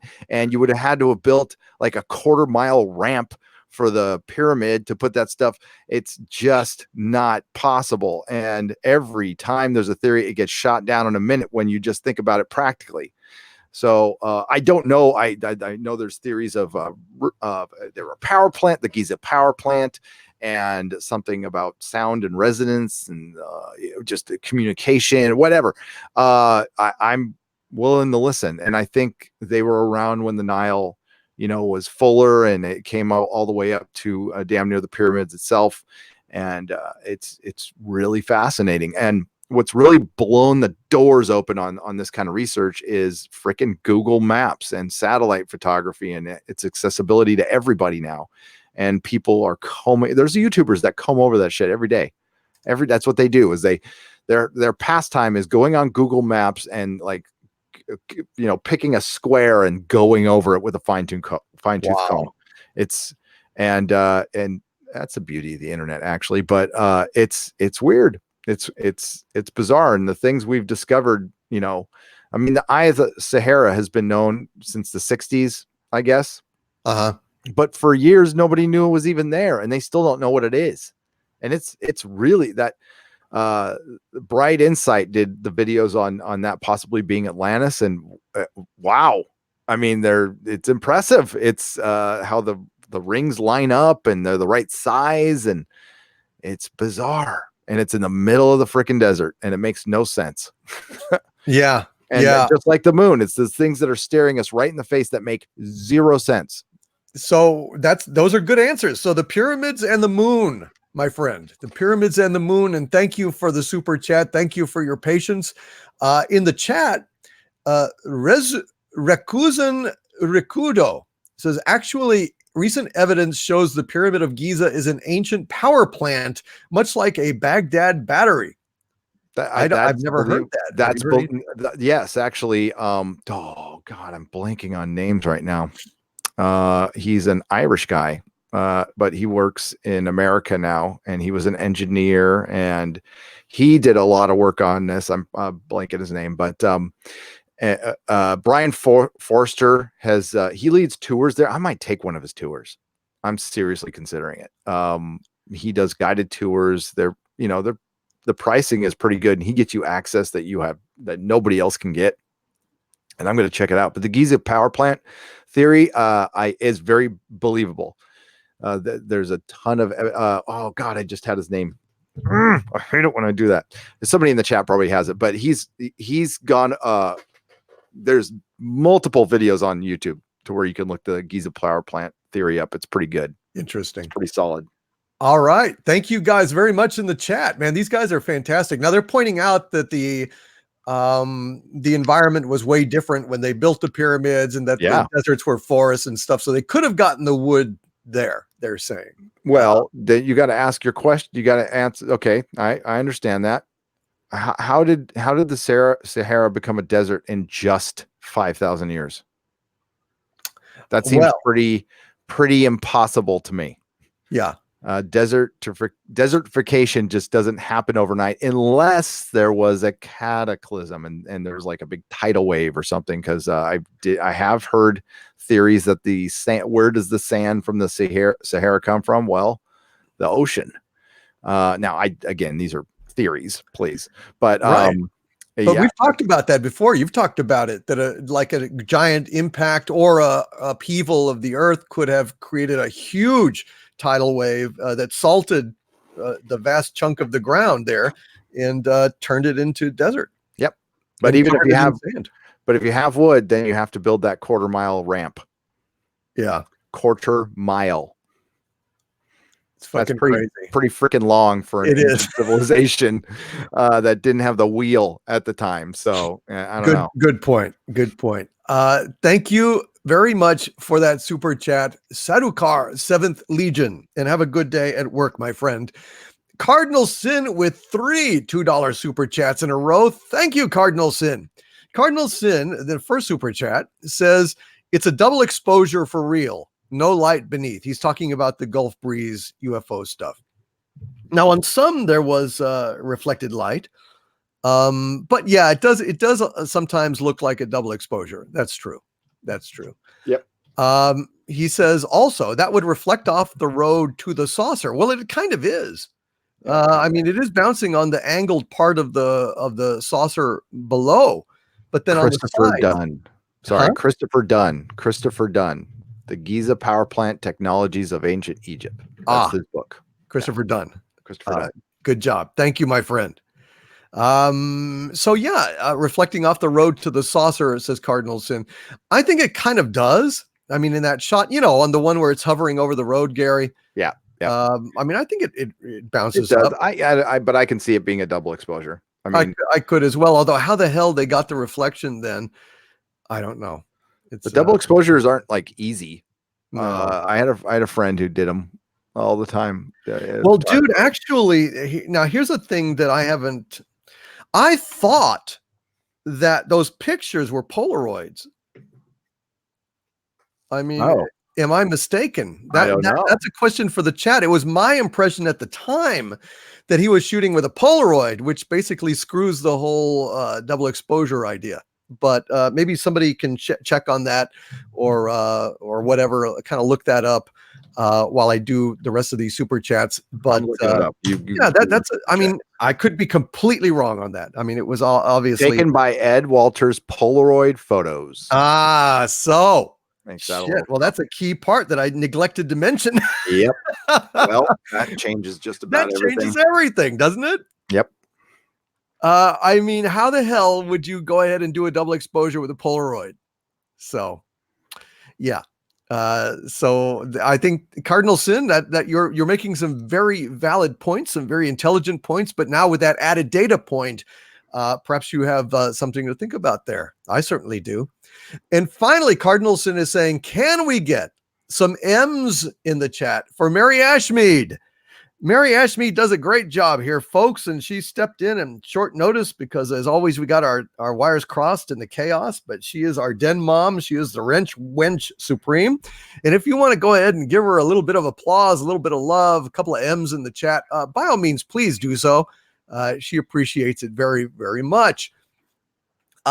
Michael Maloney with a couple of super chats, a $5 and a $2 super chat. Thank you, Michael Maloney. He says there were several books about the Gulf breeze flap. Oh yeah. And yes, dude. I mean, that changes everything. I forgot. I only just remembered when that question came up about the double exposure. Polaroid.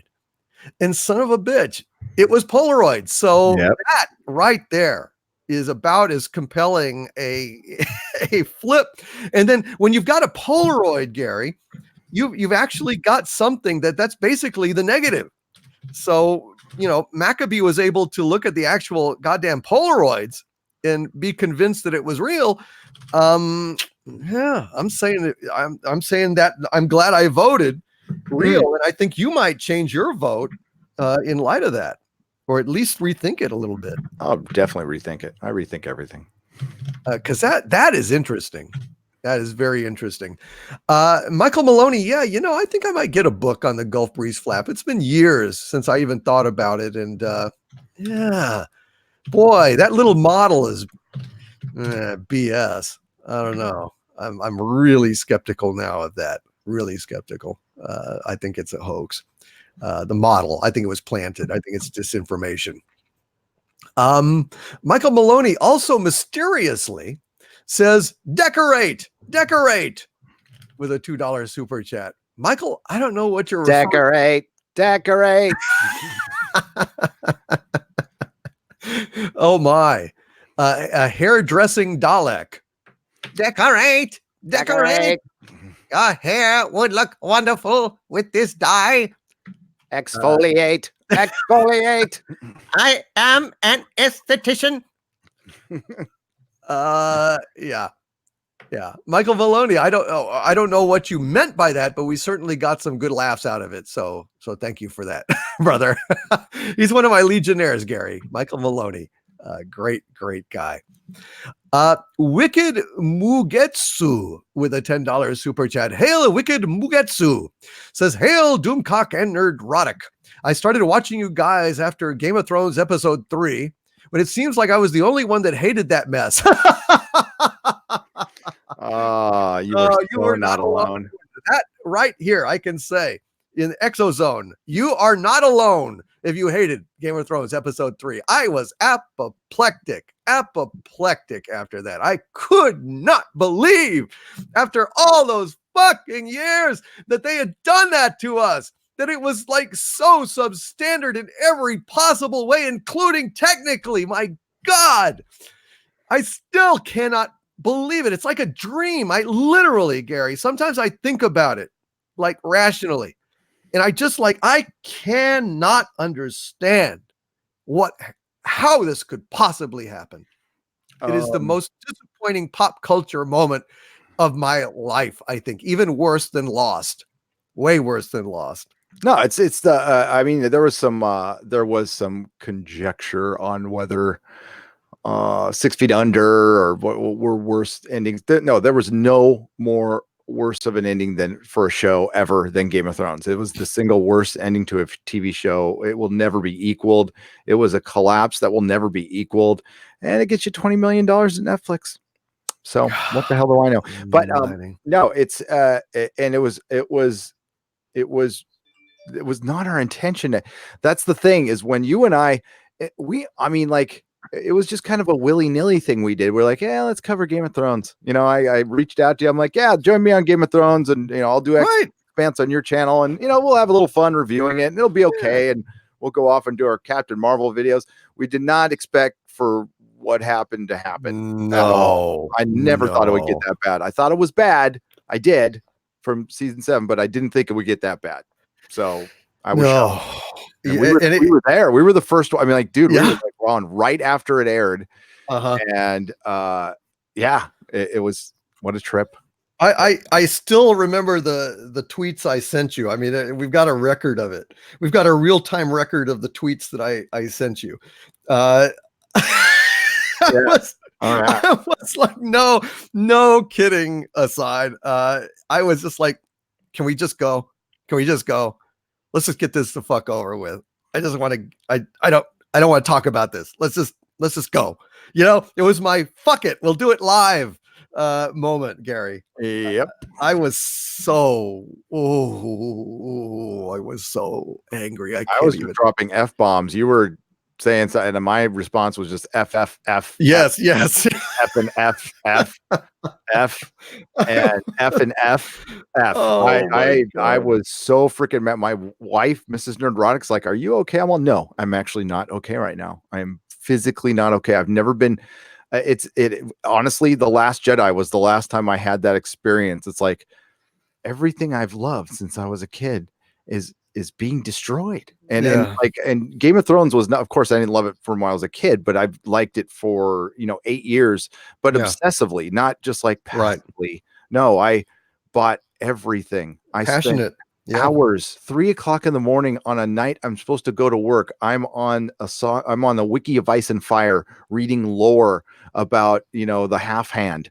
Or minor characters and learning speeches and learning the lore of the Targaryens and trying to find out the mystery of Valeria. And just I loved it.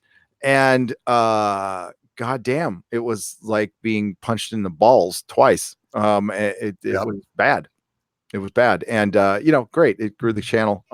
But yeah. And then their act afterwards, like we're not allowed to say anything. We don't have to have a say. And we gave Dan and Dave shit on as far as their writing is concerned. Never took a personal shot at them. Never took a personal shot at anybody.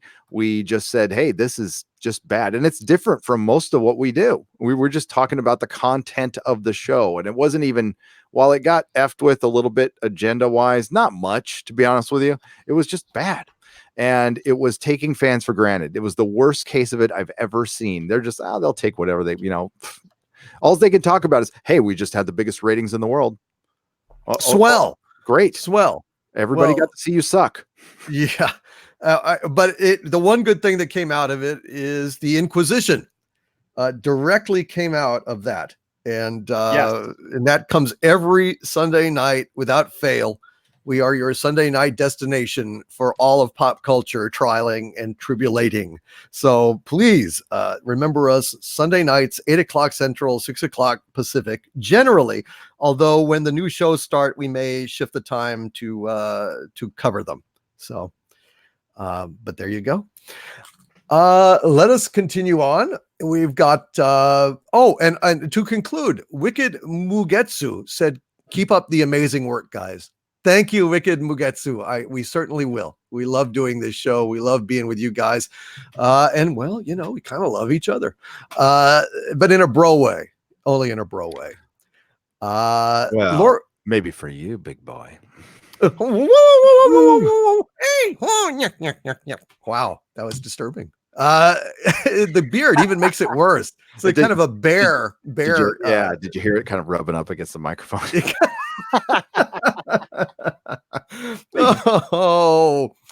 Oh, wow. So you could have the Migo Nerdrotic figure with beard rubbing action. Oh my. Chia. Sounds disturbing. Which leads us to squarely to the next super chat, which is Mark C with a $5 super chat who anticipated us. He says, "Hail ExoZone, I need a Migo Overlord figure and a Nerdrotic Chia head." So there you go, Gary. A Nerdrotic Chia head. That might be possible. We could maybe do that. Water, smear the seeds around Gary's face. And you ever see that Obama one? No. Oh, don't look it up. Oh, that's scary. Yeah. Thank you, Mark C. That's very, very funny. If you come out with a Nerdrotic Chia head, I will buy it and I will grow it, and I will, I'll probably feature it on a live stream. That'd be funny as hell. Doing your, actually, you could have the chia head as your graphic for certain live streams, and when you speak, it pops up. It'd be funny. But I'm a sick bastard. Lori Roberts with a $5 super chat. Thank you. Oh, High Priestess of Harvey, Lori Roberts, and Legionnaire, by the way. She says, hi guys, Armchair Warlord just wrote my new slogan. When your franchise gets aborted, your stock gets shorted. Hi, Harvey. Hello, Lori Roberts. That's pretty good. That's sound advice. When your franchise gets aborted, your stock gets shorted. Lori Roberts famously shorted Disney at one point, and everyone thought she was crazy, but she had known what other people hadn't known about The Last Jedi, and she made out plenty wampum. Savvy? I savvy, Harvey. I savvy. And so does Lori Roberts. I need financial advice from Lori Roberts. I'm not doing, I have none. I'm terrible with money. I'm an idiot with money. So Lori, save your money. There's your financial advice from Nerdrotic. I'm here. Save your money. Save your money. Don't, yeah. Sound advice. Frugal. Be frugal. Sound advice. Buy Thank you. Secondhand. Don't give any money to Disney. Oh, no money to Disney, especially no money to Lucasfilm or any Lucasfilm products. Boycott episode 9, say 929. Without respect, we reject people. Without respect, we reject. Thank you, Lori. XXPat11. XXPat11. That's a mouthful. With a $5 super chat. Thank you, XXPat11. What about the rumor of Doctor Who moving to HBO streaming off BBC America? This has been going around YouTube past couple of days. I think that's true. Don't you think? That is a fact. Yep. It is in 2020, it will be moving to HBO Max, and that could definitely fund that. But it's bad. It's really bad because so they left Netflix. The reason Doctor Who Modern Who got popular in the States was Netflix. Well, that's the old, I mean, it was around the 50th anniversary, but it was David Tennant and Netflix. People were, right around the time when it dropped on Netflix, which was what, 2009, 10, something like that, maybe 11. That's when it went nuts here, and it was leading up to the 50th anniversary, and freaking Doctor Who was everywhere. You could buy toys. There's a drugstore that's on every corner in San Francisco. It's called Walgreens. I'm sure you guys have them some places. They had Doctor Who toys there. You could buy Doctor Who toys in Walgreens. That's nuts. You used to be able to buy them in Toys R Us. I never seen them in Toys R Us ever. Usually had to go to a comic store or a specialty store to buy Doctor Who toys. They're in Barnes & Noble to this day. They're still in whatever Barnes & Nobles are left. You could still find some Doctor Who toys, but not that much. Yeah, it was huge. Then they moved to Amazon. I like Amazon, but it seemed to lose a little popularity. And the fact that you're not on Amazon or Netflix and you don't have your own streaming service, those are the two big ones. So going to HBO Max, which has a decent amount of subs, but you're going from a platform that had 140 million to what HBO probably has, 40 million subscribers. I'll check. They might. HBO subscriber count, and this is digital, not counting the cable packages and stuff like that.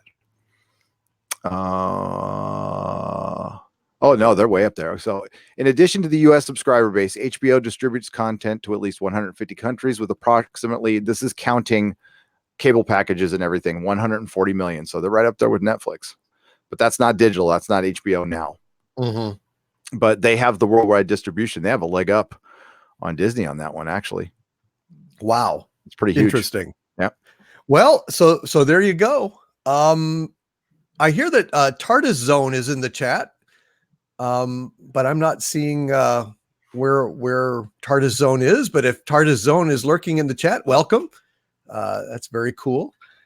Yeah, love to chat with them. Thundercats Ho with a £2 super chat. Thank you, Thundercats Ho. Says Big Finish classic Doctor Who audio toys sold out in hours. Yes, this was something that my source from yesterday was pointing out, that the toy sales of the original Jodie Whittaker and all that crap and the stuff during Chibnall's reign have sold not a whit, and really there hasn't been a lot of toys even released except, some of the old throwbacks like you were talking about, Gary, but that these Big Finish classic Doctor Who audio toys sold out literally in hours. Oh, I bet. Yeah, I got to find them on eBay. Just goes to show you, Doctor Who is only dead in the present. In the past, it is thriving. Absolutely thriving. Oh, absolutely. No, I was talking to Bull's Trick, and I told him a freaking Big Finish must be just doing gangbusters right now. They the Big Finish audio dramas, they must be doing great. Mm-hmm. I think so.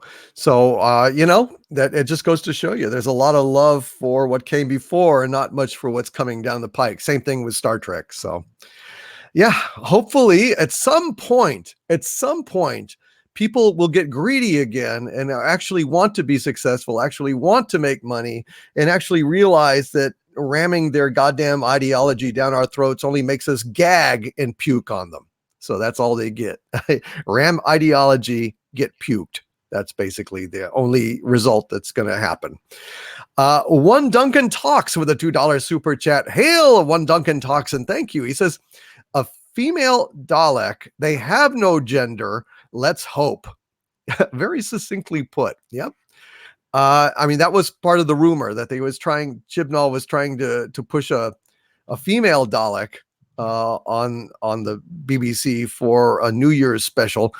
And that's what we got. Not voiced that way, but it's shaped that way. I showed a picture on my live stream of it mirrored this picture of a woman in a Victorian dress. That's what it looked like, and it was attached to a female, a very strong one, by the way, who was able to swing a big old hammer, just like Jodie did in early episodes. There was tons of imagery of, it was so cringeworthy. It was so terrible. Terrible stuff. Thank you, One Duncan Talks. Yes, I hope for change, but I think if we get change, it might likely be for the worst. But I think there's some awareness of what would make the audience happy. I think they just don't want to make the audience happy. So no. We'll see. Their agenda is so much more important to them than actually producing good art. Mm-hmm. Yes. Sadukar, 7th Legion. I'm sorry I missed this other super chat that you had laid down for £2. Says Tom Baker can turn from your friend to your enemy. Tom Baker had that otherworldly kind of mysterious quality that kind of defines, Neil Gaiman's Sandman, Morpheus and, mm-hmm. and kind of the gods in a sense. They were very capricious. You could not really judge them by human standards. And I think that the Doctor is ideally the same, which is why Clara endlessly lecturing and besting and saving was so repugnant, that this like 20 something is better than a 1,000, 2,000 year old Time Lord, however old he actually is. It was obscene. It was just absolutely obscene to me. It was a joke and I could not stand it. So that's why I love Tom Baker. I thought he was, he's a kind of guy that you'd love to go adventuring with, but you might not come back. Nope. You might not come back. No, you might not. And he'd feel bad about it for about a minute, and then he would. And trips off. Oh dear.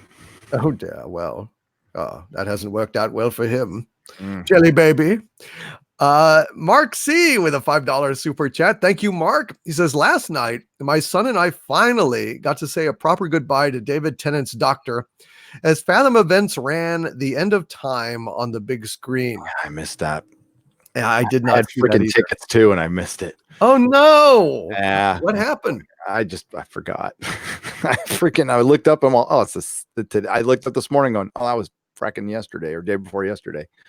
Shit. Oh, God. Vegas screwed me up. I know I'm bummed about it. I usually go to all of those things, but yep. They got my money though. How are they though?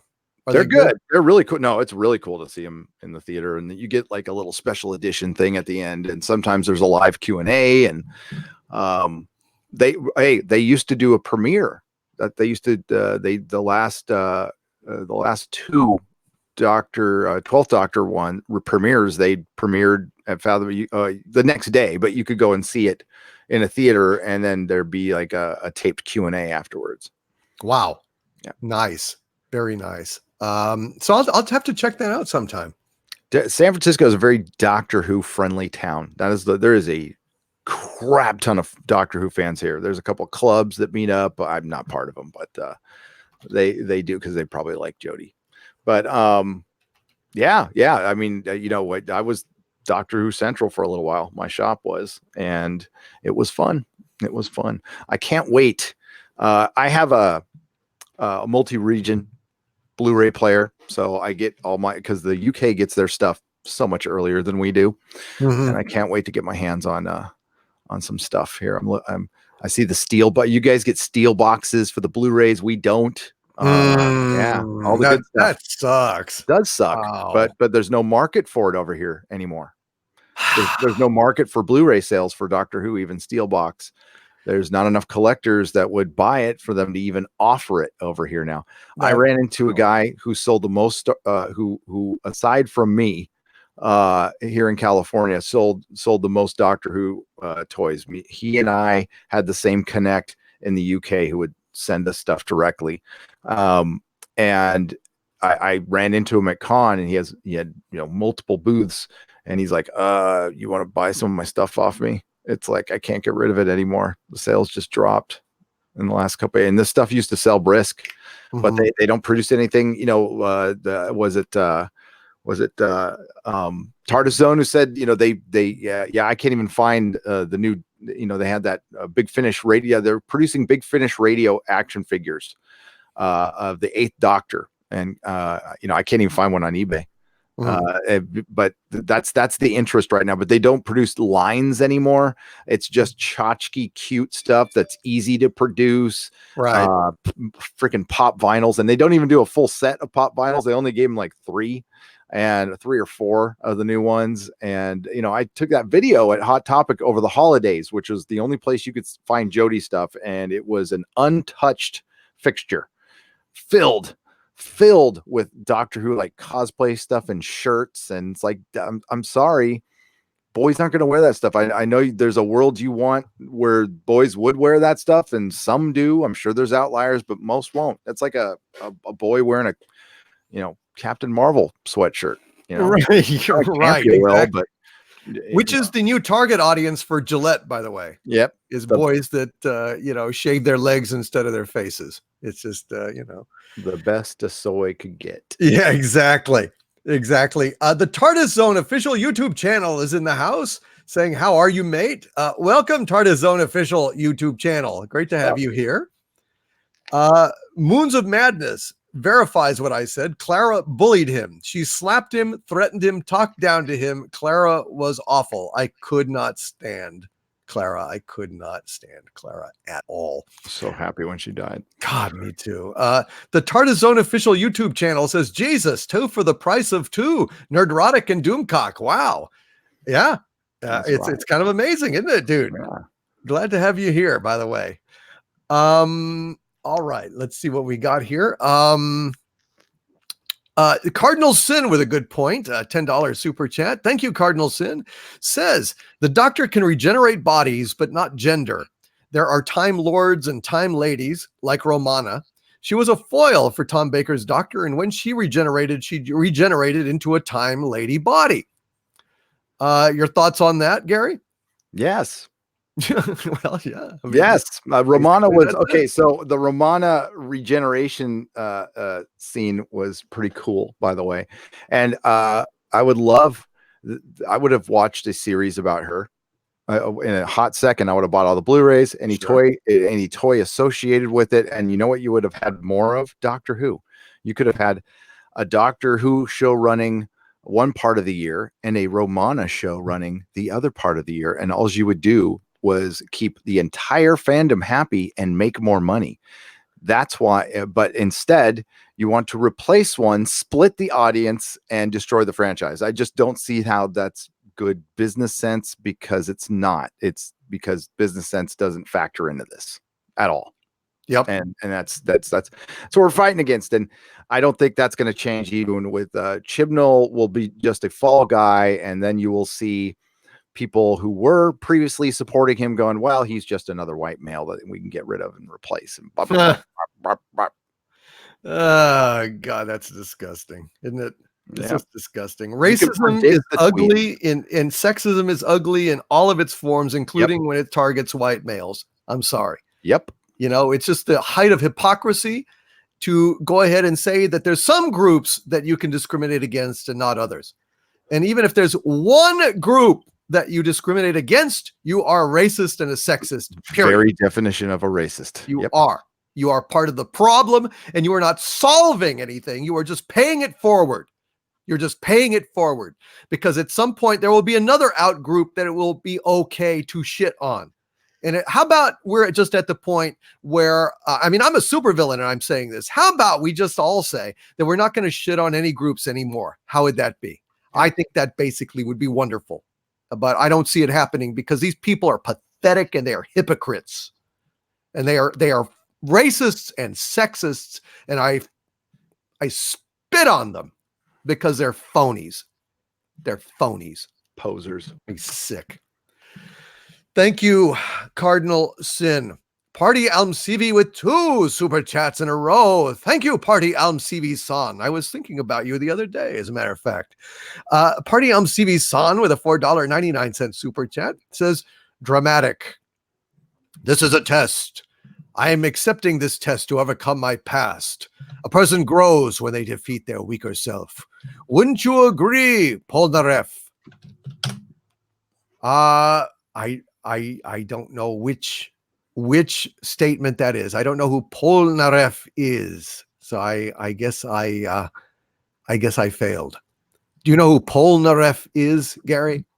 No, but I can look it up. He's Googling it. I will read the next one from Party Alm CV San, a little less perplexing, with a $1.99 super chat. Thank you, Party Alm CV San. Says, glad I can listen today. Work's been crazy lately. Yeah, no kidding.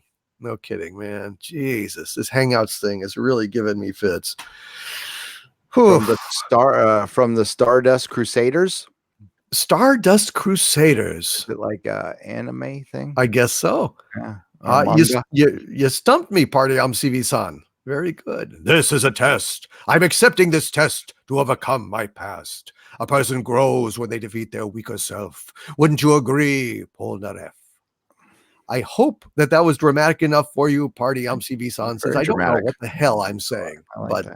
I thank you for the super chats. Thank you for the education, and I will look into that, my friend. Mark C with a $5 super chat again. Thank you, Mark C, one of my Legionnaires and a great friend, actually, Gary. And he says, do you think the Doctor Who rumor might expedite the rumored Tennant film? Also, the Tennant Who Blu-ray collection releases September 17th. The Doctor Who rumor might expedite the rumored Tennant film. I think that would. The only problem. I'm sorry, I dropped my mouse. Mark C. Everybody wants that to happen, and it won't, because this was brought up before, and I did a video on it. And the person in charge of Doctor Who right now, unless he's fired, is Chris Chibnall, and that includes Torchwood. And he is the master of all right now until he gets replaced. And again, this would interfere with their agenda, because if they did a Tennant Torchwood movie, it would be utterly successful. They could crowdfund the goddamn thing. I mean, if they want to worry about funding, all they would have to do, it would be the easiest crowdfunded film ever. If you could crowdfund a Veronica Mars movie, you can crowdfund a Torchwood movie. Now, I doubt the BBC would do that. I'm just throwing it out there. But if they come out and say what people aren't interested in making it, that's BS. That is total BS. They are now more popular. They're more popular now than ever. And it would just overshadow anything Jodie did. So that's why they wouldn't do it. Yeah, I agree. I would love it. Oh my God. I know. But David Tennant is a white male. So Yeah, Yeah. Even though like my source was telling me that these things are being kicked around and they want to include him and stuff. I don't know. I mean, I reported it because I think that the source is more knowledgeable about these things than I. But I don't know. I'm more like Gary. I'm kind of cynical at this point. But I'm hoping that it's true. I'm hoping that some kind of sense somehow will prevail. But Tom Fink agrees with us. He says David Tennant crowdfunded Doctor Who movie. Shut up and take my money. I would be absolutely 100%. I'd be shouting that thing out every day on my channel. Yep. Absolutely. Rakuzan Rikudo says William Shatner sitting on a stool reading the phone book would be more entertaining than woke Trek. 100%. No doubt about it. But you'd have to pay him like $200 just to listen to one page of the phone book. He's very pricey. Shatner is very pricey. Mm-hmm. King Accurus with a $5 super chat says, use StreamYard. EVS was using it like a pro in no time the other night. Well, EVS is loaded. So EVS may have actually sprung for the, I don't know, $240 a year, fee to use StreamYards. I still think OBS is probably the way to go if I could just figure out how to get it to not lurch and eat up all the bandwidth in the world, Gary. I don't know. You said you were using it for so StreamYard or OBS? No, OBS. I'm using OBS on a Mac, so it's kind of my hamster is very tired. But my new computer, I had to spring for a new computer to get the things running properly. That was not something I planned to do, especially after a trip to Vegas. Oh man, I know it. Good thing I don't drink and gamble. Yeah. Well, King Accurus, one thing I was wanting to do is I was trying to install a virtual camera on here, but it wouldn't install. It was saying it needed all this updated shit. It wouldn't. So I'm going to keep working on it. If I do, then StreamYard might actually be a pretty easy solution because then I could go ahead and control the graphics a little better by just having a streaming virtual camera that I could put whatever graphic I wanted up. But we'll see. We'll see, King Accurus. Thank you for that. Jason Green with a $5 super chat. Hail Jason Green says, hail Overlord and Gary. Would Harvey like a Build-A-Bear? If you have a P.O. box, I'll gladly send him one, even if he wants to destroy us all. Harvey, would you like a Build-A-Bear? Is that like the guys that meet at the hotel and plot the fate of the world every year? No, you're thinking of Bilderberg. Oh. Build a bear? You mean like Build-A-Bears? The Build-A-Bears are controlling the Illuminati. They're turning all the salamanders gay. Yeah.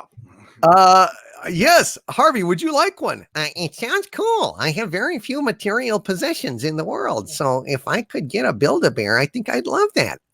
My P.O. box, I guess, is the same as Doomcock's P.O. box. He wouldn't steal from me, would you? No, I would never steal from you, Harvey. It's a Master DVD P.O. Box 200337, Austin, Texas 78720. Send me one. And I do want to destroy you all, but it might placate me for a little while. Who knows? Build-A-Bear. It's pretty cool. All right. Well, he's intrigued, Jason Green. He's intrigued. He wandered away thinking about building a bear. I think he'll probably build it in the most obscene, disturbing way possible. But by all means, sir, send it. And thank you for the super chat. Fan Addicts of Film, one of my Legionnaires, who I need to know what you want on your Legionnaire certificate, Fan Addicts of Film. Anyway, a $20 super chat. My friend, thank you so much. He says, it is time to boycott hard. Iger admits failure, and they will still triple down and burn everything down, just like the entire comics industry. I would love to see you guys at Area 51. I am going to film it. Fan Addicts of Film is going to Area 51 to film it, Gary. Wow. Jesus Christ. When is this idiotic thing supposed to happen? Do you know? September 20. Let me see. It's in September. God almighty. I mean, how would you stay cool? What, I mean, September 20th. September 20th. I don't know. I mean, I guess it might be fall by then. I doubt it. 2 days from Bilbo's and Frodo's birthday. Oh my God. Well, fan addicts of film. I agree. Absolutely. Now is the time to hit hard on the boycotts. Keep it up on Disney. Keep it up on Disney theme parks, particularly Disneyland, because that's very high profile. Be sure and boycott Lucasfilm in all of its manifestations. Do not pay them any money at all. And finally, I mean, Disney is very hard to boycott because they own everything. But if you refrain from buying, let's say you were going to ordinarily buy 10 Disney products a year. If there are 2 that you can't resist and you still avoid buying 80 of them, that's still a significant impact that sends a message. So that is kind of how I'm hoping that people will go ahead and structure their protests for Disney. You can't be perfect, but you can damn well make your voice heard. And the best way is to keep your damn wallet closed. Thank you, fan addicts of film. So you're really going to go to Area 51. You're thinking about it. I'm thinking about it. All right. Well, that would be pretty weird, but I don't know. Well, I'll think about it too, but I don't know. If I do go, I want crazy hippie chicks running around naked, trying to. I think that'll happen. I mean, flag down anytime our there's a space gathering, it's the naked hippie chicks just show up. Oh man, they were there at Coachella every year. I went. So. Oh really? Yeah. Coachella? Coachella, yes. All right. I actually drove a couple of them, body painters there. One of them worked at the salon, and yeah, that was a fun weekend. Sounds intriguing. Thank you, fan addicts of film, for tempting us to get destroyed like the rest of them. Mark C. also with a $5 super chat commenting on this very thing. In fact, Carl Manvers in a moment is with a $5 New Zealand super chat is about to comment. So this all works very well. Mark C. says, if you lack the intelligence to contemplate storming Area 51, please go. The military will make sure the gene pool gets just a bit deeper. Yep.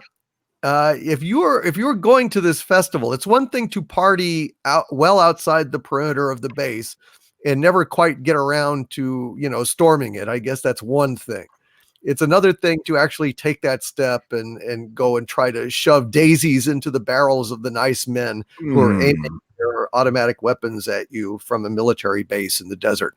So yeah, go on Google Maps and take a look. You can see Area 51. It's there.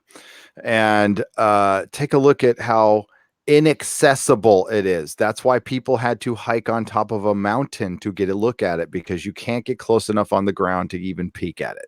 You get to the sign. You'll get to the sign that says deadly force, blah, blah, blah. But they don't even like you getting near that sign.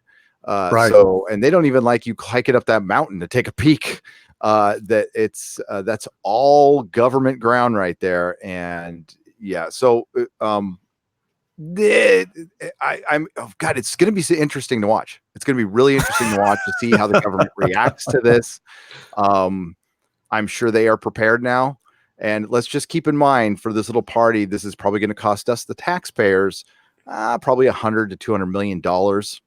I'm thinking just off the top of my hat, for overtime, getting people there, equipment, feeding all the security officers that will fill you full of lead if you cross the boundaries of that base. Wow. So don't be mingy, hippie girls. Flash those hooters while you still got a chance. Hecate's daughter is in the chat. Hello, Hecate's daughter. Welcome. So glad to see you here. Let's see. Carl Manvers also says with that New Zealand super chat, surely people have worked out that Storm Area 51 is just a smokescreen. Normies are talking about that and not the Tic Tac disclosures. Come on, people.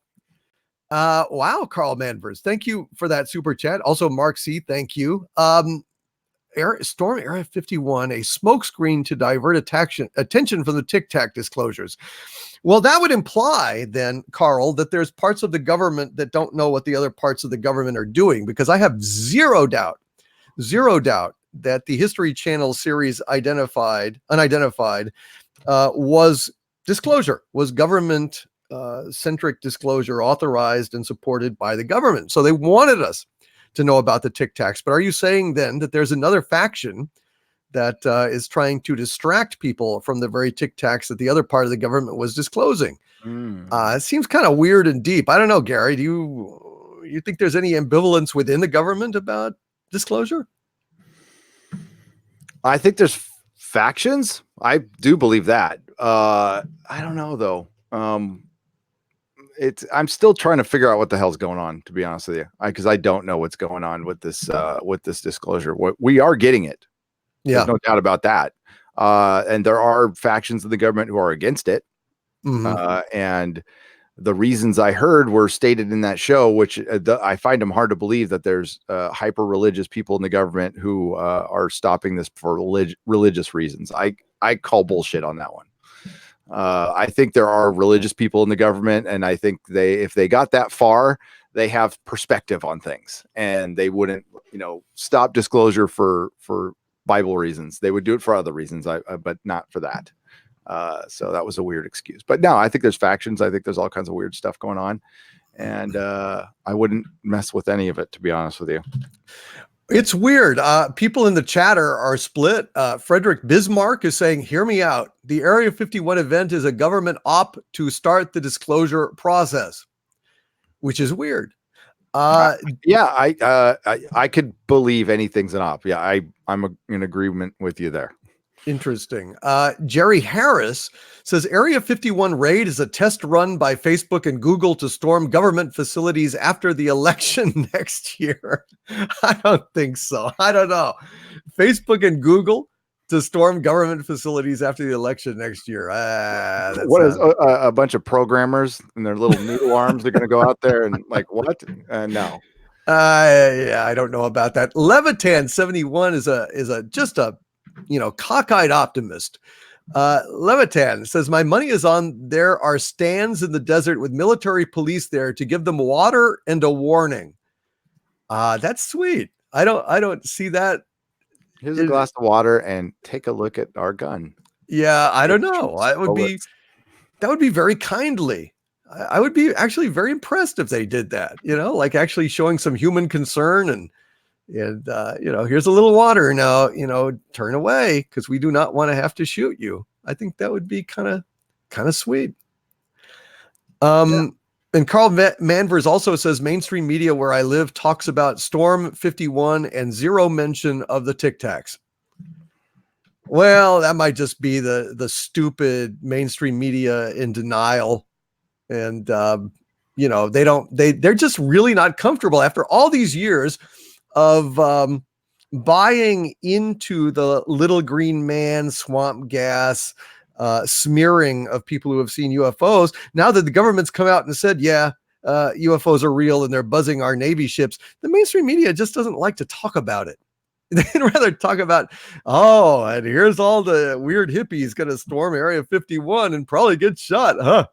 What kind of weather are they going to have, Tom? Well, there's a front coming. You know what I mean? They're much more comfortable examining that kind of crap than they are at the truth of disclosure, which they will not be. I mean, they've been participating in this brainwashing and this smearing for so long that they're just really uncomfortable talking about it. That's my take on it. That's why they're dinosaurs, Yep. And I mean, it's so old. I mean, by the day, that's the thing is their irrelevancy grows every day. I don't know if irrelevancy can grow, but they're just dying. They're trying to compete with us, and YouTube is, putting them on the top of recommending, and people still don't go there. They're not going to go. I don't even go to my YouTube homepage. Does anybody even do that anymore? I go straight to my subscriptions. I don't even look at the homepage because if you go to the homepage now, it's all mainstream media, some movies to rent, and then way in the bottom is what you recently watched, more from your subscriptions. I just bypass it. Yeah. Yes.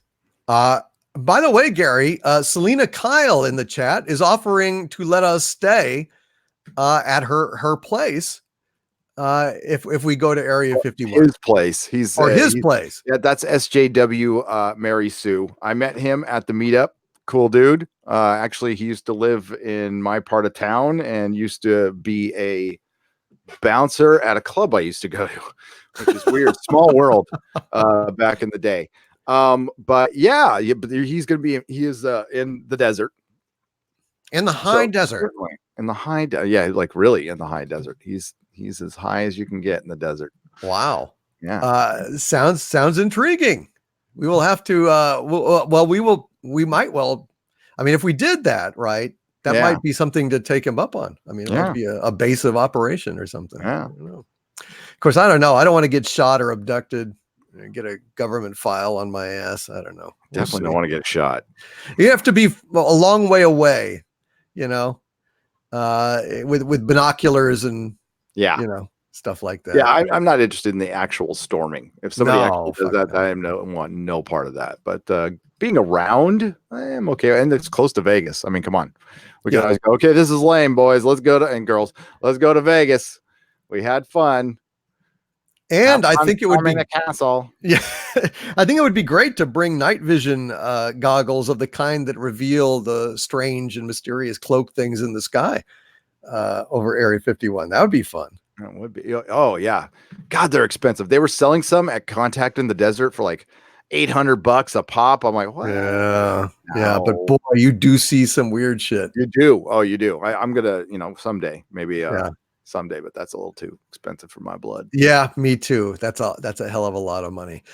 Although recently Narutaki-kun, my Legionnaire and friend, Narutaki-kun, if you're out there listening, thank you, my friend. He sent me a pair of binoculars that are astronomy binoculars. Very powerful to look at the moon and stuff like that. Very That's sweet, nice brilliant. guy. Yeah. I mean, it's not ultra, infrared or any of that, but I mean, it's very cool. Yeah. Thank you, Narutaki-kun. I've been meaning to write you, but I don't actually know what your email is. Anyway, thank you. The Kelvington with a $5 super chat. Thank you. The Kelvington says, thanks for all this content. Love listening to the shows. You, the Kelvington, are the reason for our show. All of you who are in the chat are the heart of the show. Otherwise, it would just be me and Gary yakking at each other. Yeah. It would just not be the same thing. But you guys are the show. You guys are the best. And thank you for making the ExoZone and the Inquisition what it is. In fact, our channels, all of it, owe it to you. Thank you guys so much. You are the best chat on YouTube. God, our last Inquisition killed it, man. It's It like did. approaching 30,000 views, and yeah, it's rocked. Fantastic. Absolutely thrilled. Thank you, the Kelvington. DJM Voices with a $10 super chat and a very, very kind of nippy one. He says, hail the nipple zone. I don't know why some are treating Moffat's return for the next Doctor Who anniversary as a positive. His writing might not have buried the show, but he brought the shovels. That's an excellent point, DJM Voices. I was not a fan of Moffat's run. I think the only source of hope for Whovians is that Moffat, under Davies, wrote some of the best episodes. But I think he needed the overseeing and the wisdom of Russell T. Davies to save Moffat from his own worst excesses, basically turning it into a spastic, hyperactive kitty story as opposed to Who. I could not stand Matt Smith's timey-wimey, fezzes are cool, bow ties are cool fucking take on the Doctor. Could not stand it. And I know Matt Smith is a perfectly fine actor. I've seen him in other things, but I couldn't stomach it, dude. What do you think?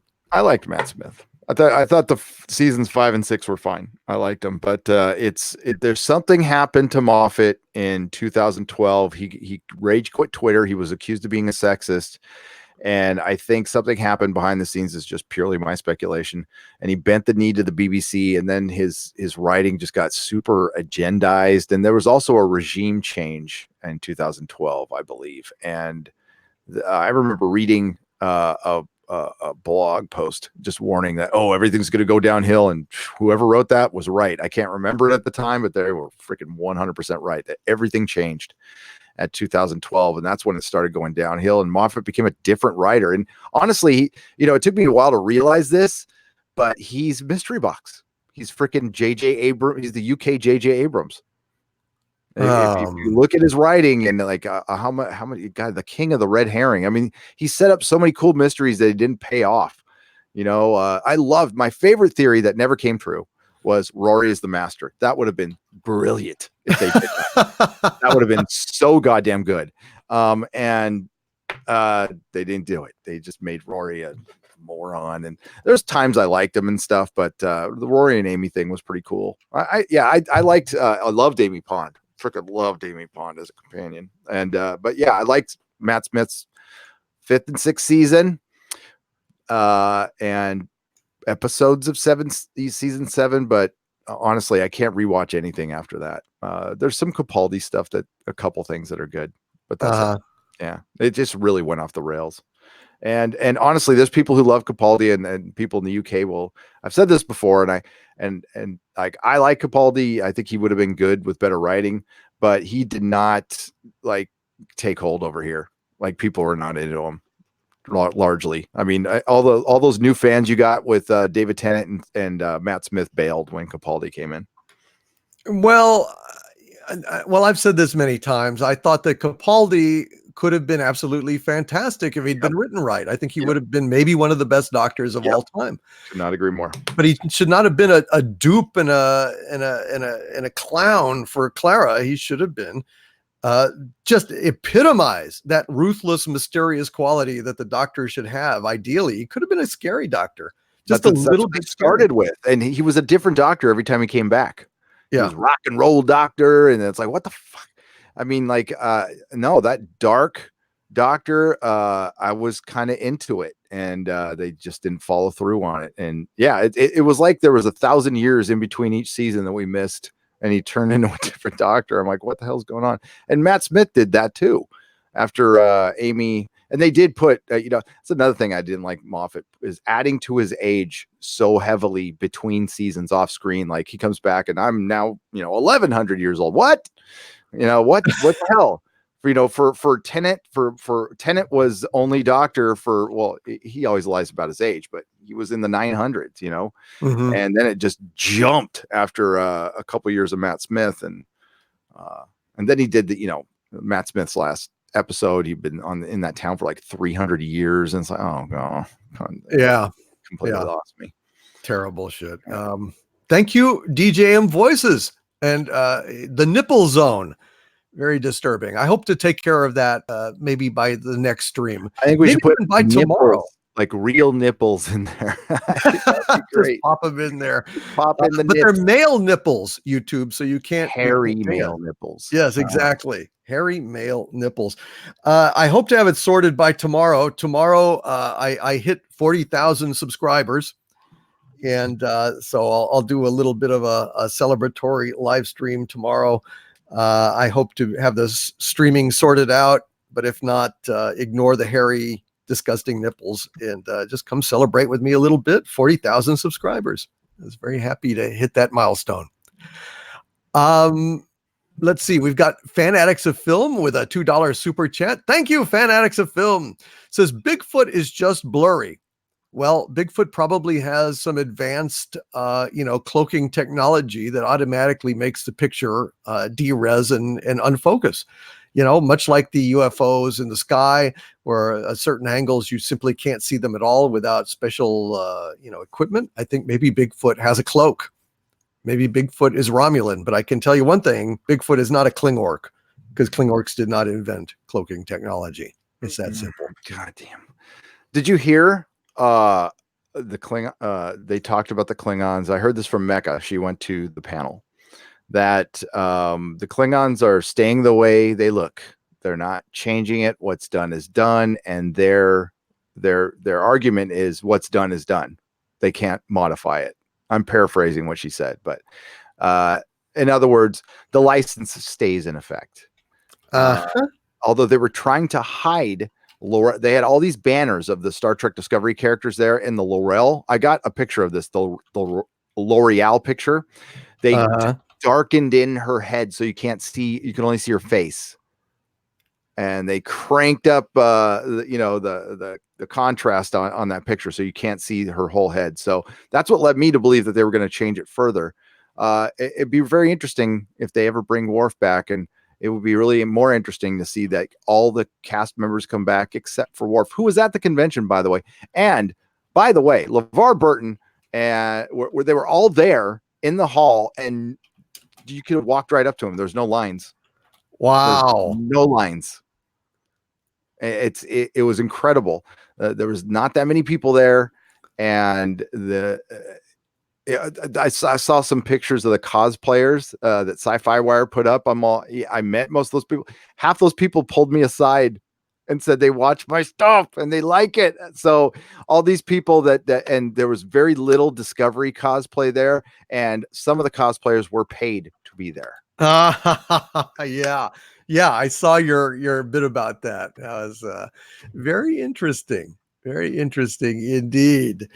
Thank you guys. So the Klingorks are here to stay because the license has perverted Star Trek forever. So case closed. There you go. Ferequus Domain with a $2 super chat addressing the question, do we believe in Bigfoot? Ferequus Domain says, I believe in Big Fart. Big Fart. Not Fart Man, but Big Fart. Apparently, the Big Fart is also known as the skunk ape in the nomenclature of cryptozoology. So, Big Fart. You can hear his echoes in the mountains. Moonshiners tremble at his approach. Sometimes heard, sometimes smelt. Just kind of depends. Thank you for Equus Domain for Big Fart. Sadukar, 7th Legion with a £2 super chat. Thank you, Sadukar. Says they can't find the missing link. Created, not evolved. They cannot find the missing link, Gary. They created it. It was not involved. Any perspective on that before we move on? That's interesting. Yes, I don't think there is a missing link. I've never believed the theory of evolution in the way that it's presented by Darwin. I think that missing link is too big of a jump, and I think man is a lot older. I think he's onto something with some things, sure. But again, I'm no anthropologist or scientist or anything. I'm just a guy. I think we came from somewhere else through panspermia or something. Yeah, I think we came from somewhere else. Yeah. We've talked about this. We could do a whole show on how humans don't really fit on this planet, like back pain. Back pain is this is a fringe theory. Okay, I'll admit it, but it's not something that too many creatures on this earth experience, and maybe because we were from someplace with a different gravity, or maybe the gravity was different on Earth before. We don't know. There's a lot of things. We're not really cohesive with the planet or the environment like other creatures are on this planet. So it's interesting, something to throw around there. We should do that sometime. Yep. Maybe the next ExoZone, which will be next Thursday on your channel, Gary. Yep. Nerdrotic Live. And generally ExoZone will be on the Harvey Zone. It's just today YouTube was acting so weird. I did not feel confident at all about getting this on there. So I went this way. But anyway, thank you, Sadukar, 7th Legion. Psychodwarf 9 says, sorry, I'm late with a $2 super chat. Don't be sorry you're late. You made it here, brother. Glad to see you. I hope your day went well. One of my Legionnaires, Gary, Psychodwarf 9, great guy. Captain Spire with a $5 super chat. Thank you, Captain. He says, you guys think it's easier for a complete skeptic to believe or a seeker to finally admit it's fake if real evidence exists to prove/disprove. I believe that it is easier for a seeker to finally admit it's fake than it is for a complete skeptic to believe. I think that people who are complete skeptics are, ideologically committed to not believing. And so I think that they build up barriers, and they have to be like, you literally have to basically shove Bigfoot up their ass to get them to acknowledge anything. Whereas I've seen, I myself am a seeker. But I am very evidence-based, and I've looked at certain things and I say, yeah, it just doesn't pass the stink test, and other things like the Polaroids of Ed Walters makes me believe that this might actually be real. But I think complete skeptics are absolutely the most rigid of them. I mean, that's basically my opinion. Gary, any input on that real quick? I agree with that. Awesome. Yeah. Psycho Dwarf 9 again is here. He says he's been talking to the VA. Well, thank you for the super chat. Oh, what'd they say, Psycho Dwarf 9? Is this about your friend who you basically rescued and got into the doctor on time? I hope things are going well. You should contact me personally if you have anything that you would like to discuss. Always have time for you, my friend. I don't know if you're in the chat now and you'd like to elaborate on anything, but I'm kind of glancing here at the chat, seeing if anything by you shows up. Dr. Beast Hunter says that evolution is a double-edged blade and we share 98% of our genes with chimps. I've heard that something along those lines is true. Yeah, which is very, very, very strange. To this far away from throwing poop at each other. Not that far away at all. Sometimes we do. It's just the way it is. Indiana Jeremy says Doomcock is from above, despite being far below us in the center of the earth. Very cool comment, Indiana Jeremy. I added kind of a little Patrick McNee narration for you. I like that. I like that. There are those who believe that life here began out there, far across the universe. Psycho Dwarf 9 says, shall do. Very good, Psycho Dwarf 9. Please contact me, my friend. I hope all is well with you. We've got a £2 super chat from Observer Dude. Thank you very much. Do you think episode 9 will flop? No. I'd love it to. I think it will underperform. I think that for all intents and purposes, Disney will look at it as a failure, despite the fact that it will make a okay chunk of money. But I have to say, there is so much less enthusiasm for Star Wars around the world than I have ever experienced since the premiere of the first movie. I really think that they have driven a stake right through the heart of their own franchise. And I think that it is bleeding out. And I don't think that a whole lot of people are really all that fucking interested in Star Wars anymore. Certainly the kids are not. Look at that article in Bloomberg. And if kids are not compelling parents to take them to see this movie, that's a bad sign. So do I think it will flop?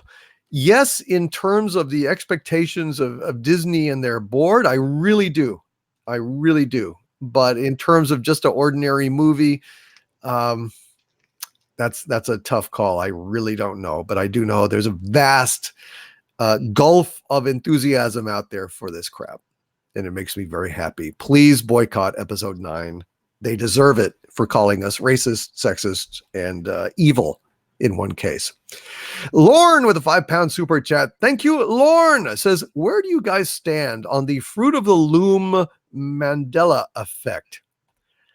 I've heard something about that Fruit of the Loom changed or something. Do you know anything about that, Gary, at all? No. What's I have heard of that before, but I have too. Remember it. Mandela. But I have not. I can't recall. I think it's something to do with the there weren't a particular fruit in the original Fruit of the Loom, but now there is, or it's gone, and vice versa.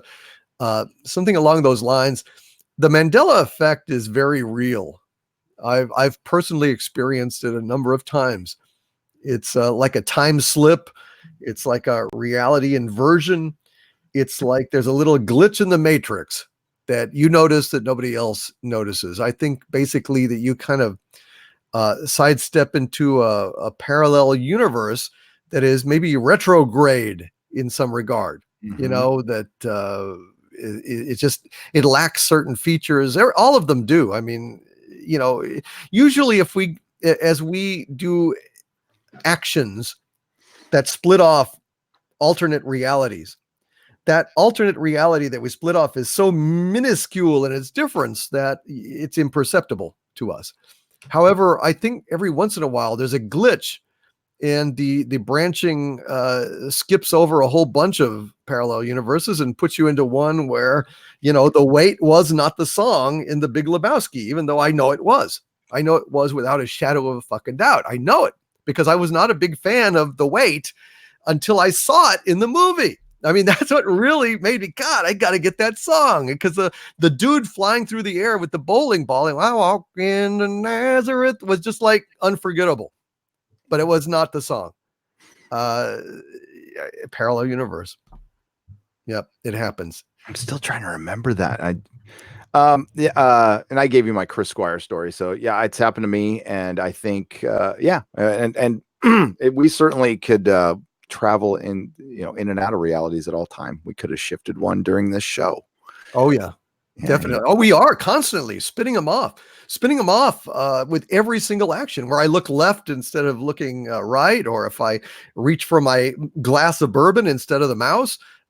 Parallel universes, just on the quantum level, every quantum event is splitting off a parallel universe in one version of the theory anyway. I don't know this as fact, but it feels right to me, and it seems like it accords with it kind of explains a lot of weirdness and phenomena that otherwise would be inexplicable. So I believe it.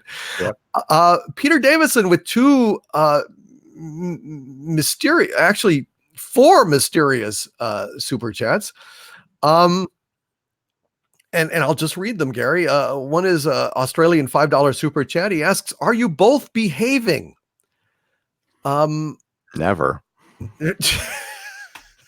The way you said that, and the way you said earlier about the beard tickling the, I don't know. I think there's something happening. I think that now that we've got the boobies of pain and delight on the screen instead of Nerdrotic's camera, he can be up to all sorts of shenanigans and monkey shines that he ordinarily is not. So Peter Davison, he may be splitting off parallel universes with pants and without. I don't know. Splitting off pants. You never know. Yeah. Infinite variations of Gary. Very disturbing. Peter Davison says, "Sound, please," with an Australian super chat. Now that's inexplicable. Has anybody? I haven't heard anyone complaining about we're cutting out or anything. I mean, No, yeah, it's sorry. Yeah. Sound, please. All right. How's that for a sound, Peter? I hope that worked for you.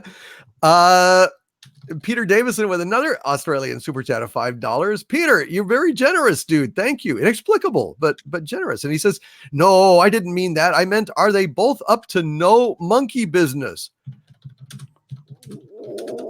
Well, that doesn't really clarify. What monkey business could I be up to? Could I have a comely nymphette under the desk, whiling away my time as I broadcast?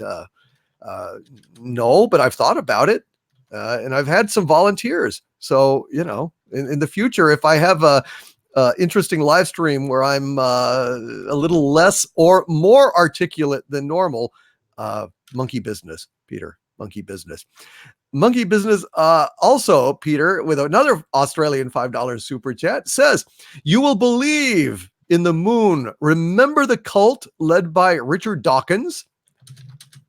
Now, was Richard Dawkins the guy that he wasn't the guy that told everyone that they needed to drink the Kool-Aid and go to bed and they'd be taken by a UFO riding behind Hale Bopp?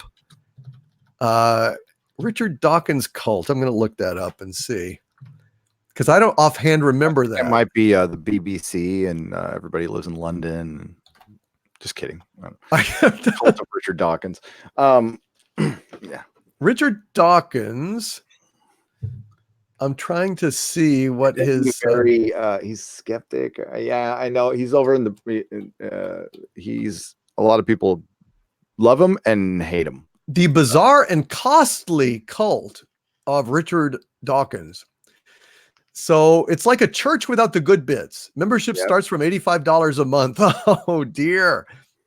Oh dear. He's apparently, according to this article in the Spectator, he is running some kind of religious shenanigans or something.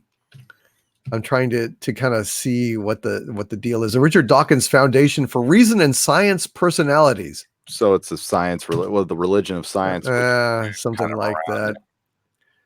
The $85 a month just touches the hem of rationality. You start out that way, but then you pass through successively more expensive Darwin circles, evolution circles, and you attain the innermost circle, which is $100,000 a year, at which point he gets to have a private breakfast or lunch with Richard Dawkins. Oh boy. Can I pay not to have that? Yeah, I already don't have that, and I feel like a rich man. So I'm gonna leave that alone. I'm gonna leave that status quo be. So thank you. Is Cardinal Sin with another super chat here is explaining he's referring to Shatner's "now behave." So when he told me to behave, that's what Cardinal Sin was saying. Are you behaving?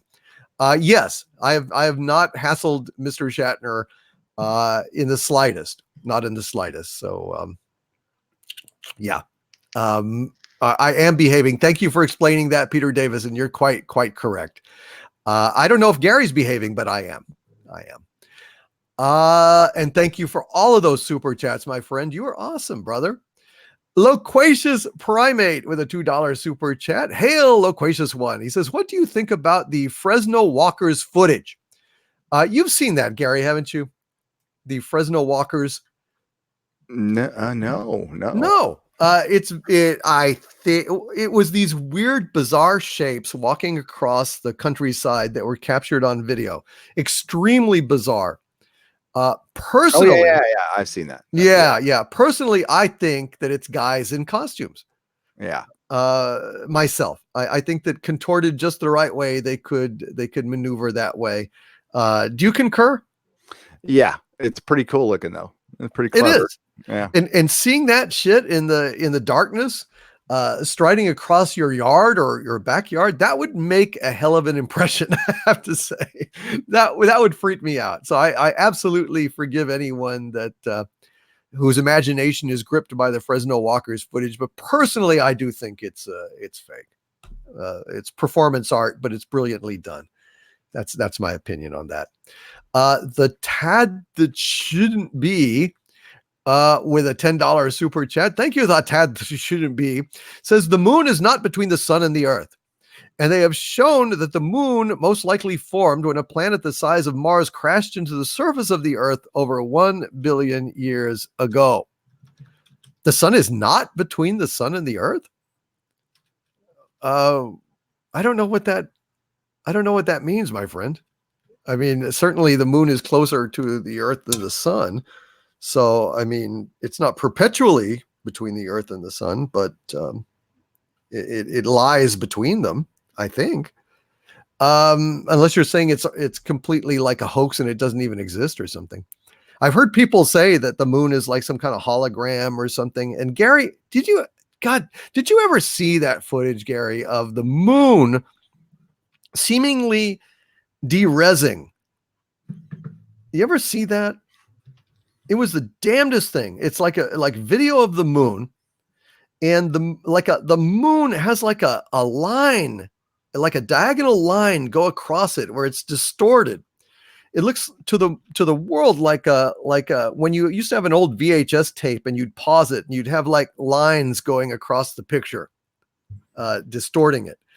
They had a footage of the moon in the sky with that kind of distortion going over it, but only the moon, not the whole of the sky. So it wasn't like a video artifact. It was apparently like an artifact of the moon. Huh, I have not seen that. I'm looking for it, but it was actually, dude, it was actually blocked. I mean, it was footage that a guy put on his UFO. Oh yeah, I heard about this. Yes, and his channel got zapped.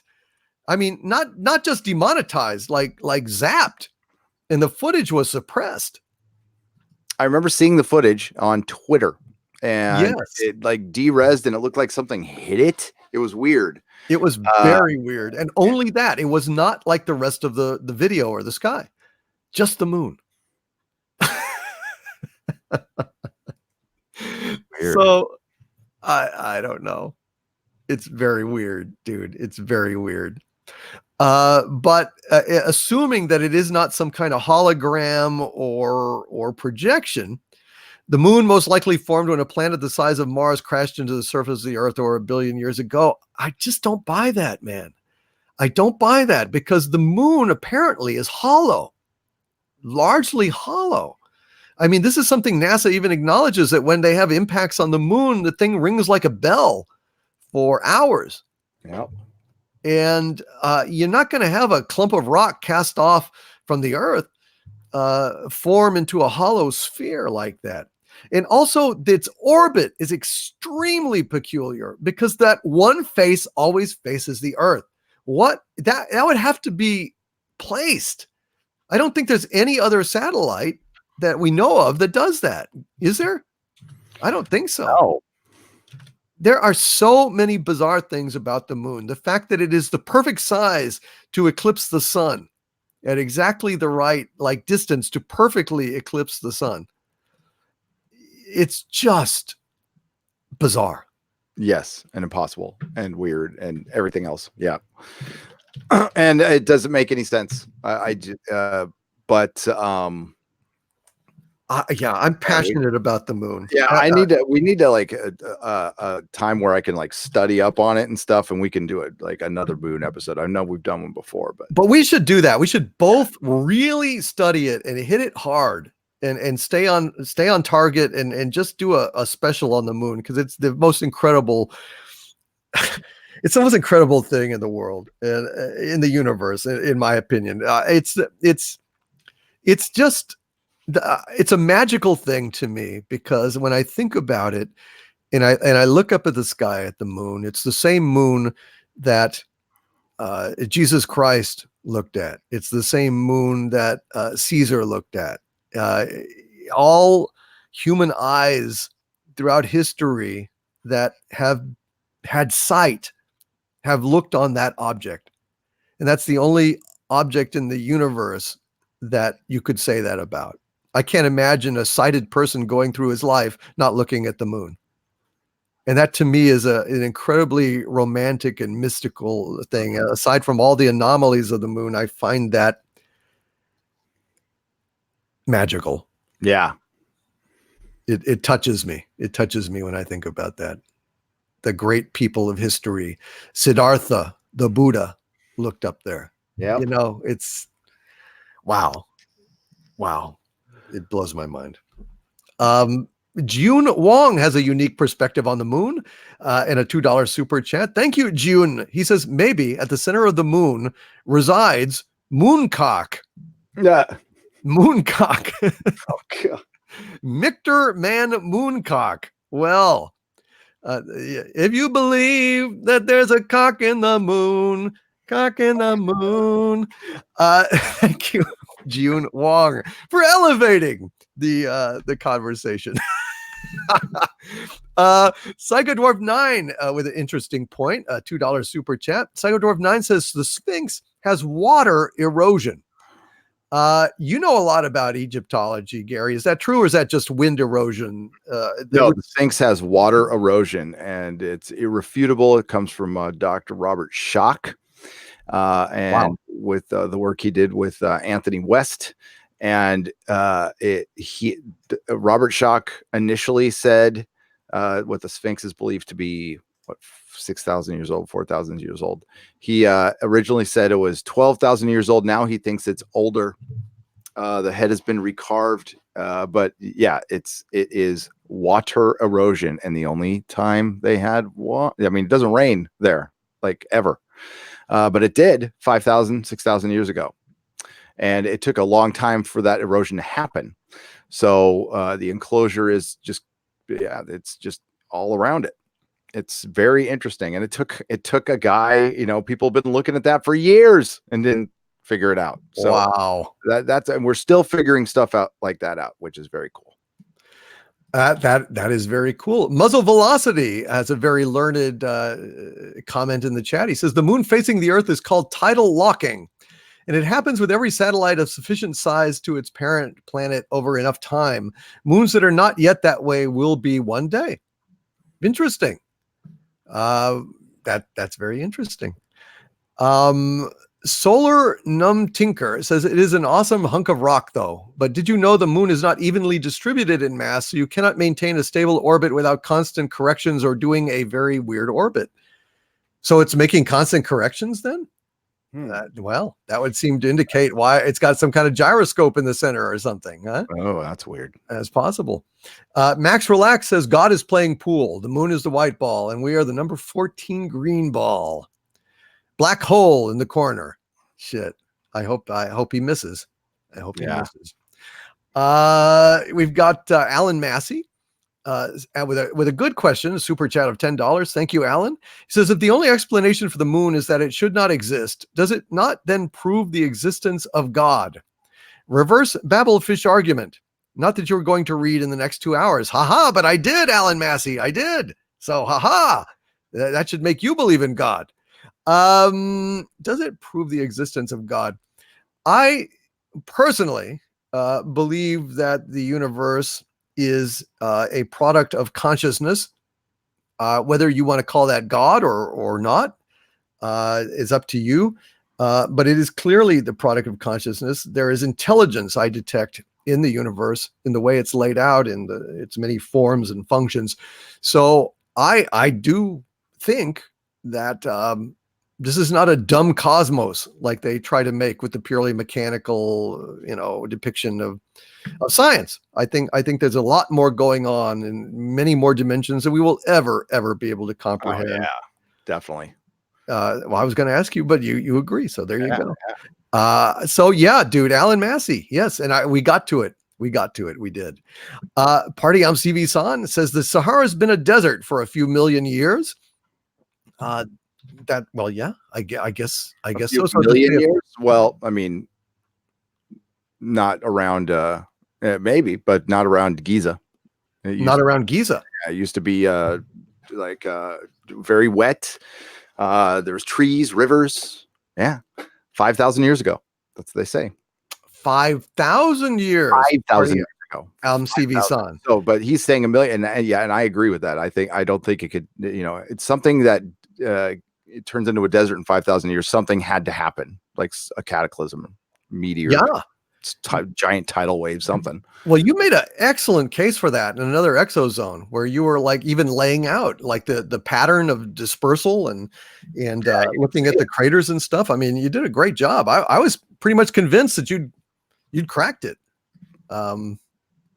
I think some kind of cataclysm happened, slapped a whole lot of sand and salt across a big chunk of the earth, and hence we have deserts. Yeah. Because the topology used to be very, very different. Party CB, thank you very much for the super chat of $1.99. Peter Davison and Alan Massey, both with $2 super chats, just typing out M.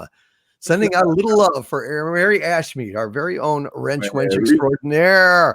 Thank you. Thank you, Peter Davison and Alan Massey, for those shout outs to Mary. She is awesome. I agree. Armchair Warlord with some breaking news.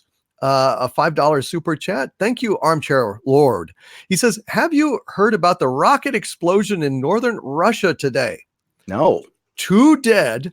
Radiation spiked nearby and they closed down shipping. Nuclear engine? That would be insane. It must have been, yeah. That would be insane. Where? Where? It says northern Russia. Rocket explosion, northern Russia. Maybe you could Google that real quick. I'll read a couple more. I gotta take off in like 5 minutes. You got to take off. Okay. No problem, man. You read the super chats. I'll look it up. Awesome, man. Thank you. Peter Davison says, guys, you have a guest, TARDIS Zone, with a $10 Australian super chat. Hail to the TARDIS Zone. Does some very nice Doctor Who reportage. Very nice channel. If you have not watched the TARDIS Zone, please go check out the TARDIS Zone. Great guy. Really, really enjoy his stuff.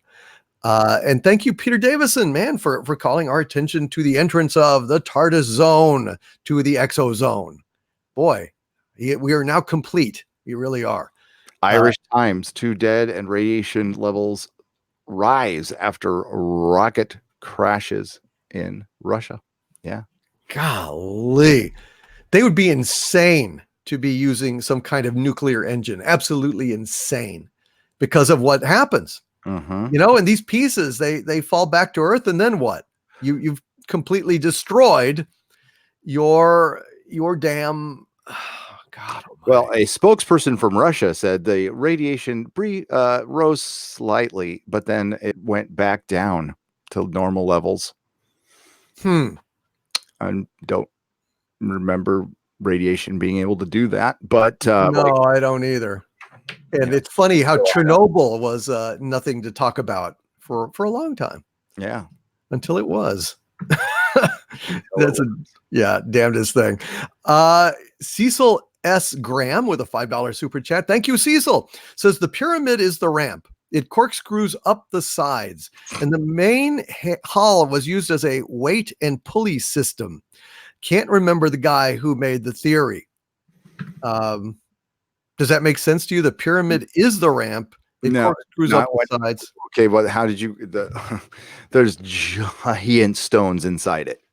I mean, the casing stones are one thing. That's just one problem. There's giant stones inside it that no pulley or ramp could have carried. There's no the foundation you were talking about. You would need hundreds of thousands of people to do this.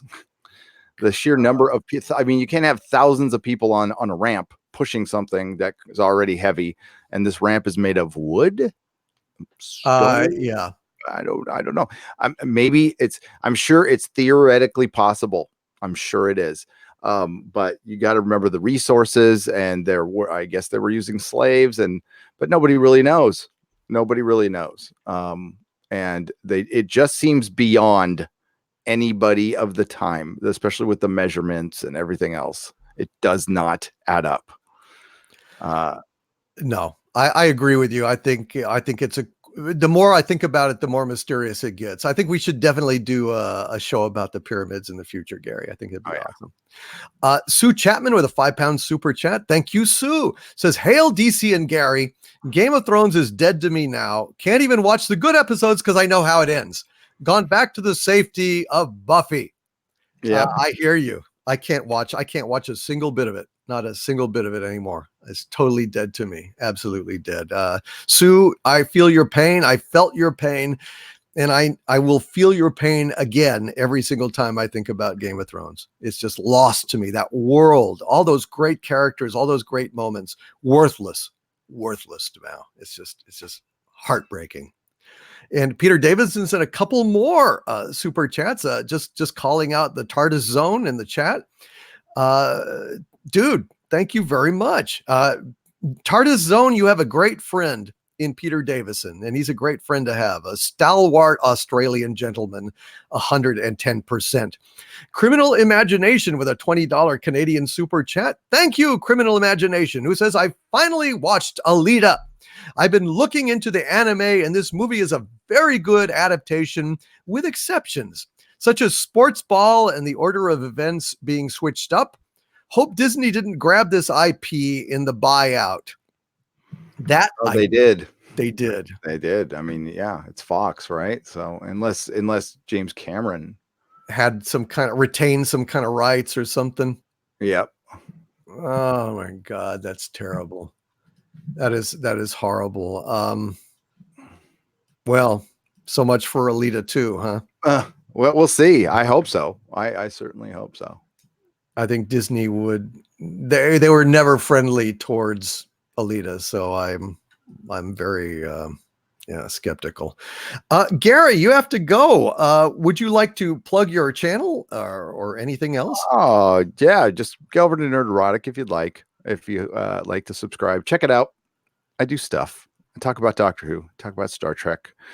Yeah, that's it though. I'm gonna be doing another live stream later tonight and then more tomorrow. And then yeah, I'm not putting up any videos today until this view count thing gets freaking figured out. It usually takes a day, so I'm gonna any videos will be tomorrow. So yeah, that's it. Yeah, I gotta save my strength and do some more. God dang. Yeah. Hey. Wow. I've been going. Yeah, it's and I did one yesterday too. It's and I'm supposed to guest on another one this weekend. So, and I've got some things in the works. And we'll try to get you involved if you have the time. Cool. So, yeah. All right. Well, good luck, dude. Why, thank you, sir. And thank you for having me on as always. And hail the Doom chat. You guys are brilliant. And we'll be back next week, or I'll be, together next Thursday on my channel. And then we got the Inquisition on my channel on Sunday. Yeah. Yeah. This Sunday. There's plenty to talk about. Yes, absolutely. Is it on your channel or my channel this Sunday? I'm not really sure. No, we did it on your channel on Sunday because I was in Vegas and I had that whole right. Whew, God, that was horrible. I was just like, oh man, it was like, and I was struggling with this. Yeah. Okay. Yeah. Well, listen, have fun. Get some food. I will. Yes, I'm going to eat real quick. So take care, everybody. Thank you very much. Thanks to the wrenches. And hail to Gary. Hail. Bye-bye. All right. Well, I'm going to stick around just a little while longer. See, I can get through some of these super chats here. If you don't mind putting up with me for just a little while longer, folks. Let's see what we got here. Valentine's Tube with a $5 super chat. Thank you very much, Valentine's Tube. Said to Gary yesterday, they don't own these myths and legends. We do. We are the keepers. We are the source, period. Our kids shall carry our geek DNA. Well, that is absolutely true. We are the custodians of the flame. We keep the fires burning. We keep the true faith alive. And those of us who have kids, it is very, it falls to us to make sure that our kids are getting exposed to the right kinds of entertainment. Do not let your kids, for example, see the first Little Mermaid in a cheap knockoff live action version, right? When they go ahead and reboot Star Wars and make it all about Leia being a hero in the Force, don't let your kids watch it. Make your kids watch the real Star Wars. Same thing with Indiana Jones before they turn it into Indiana Joan. It falls on you guys to protect that flame, especially those of you with kids. I do what I can on my channel, but ultimately, folks, the children are our future. Teach them well and let them lead the way, and make sure that they stay pure in their mythology. Thank you, Valentine's Tube, for pointing that out. I think it's extremely important. We are the keepers. We are the source. Jonathan Frost with a $5 super chat. Thank you, Jonathan. Says, now I want to buy a Captain Marvel hoodie and burn a huge hole in it and wear it. Well, Jonathan, I would advise you to buy that Captain Marvel hoodie secondhand. Buy it off of a kid that already has one or something. I don't know.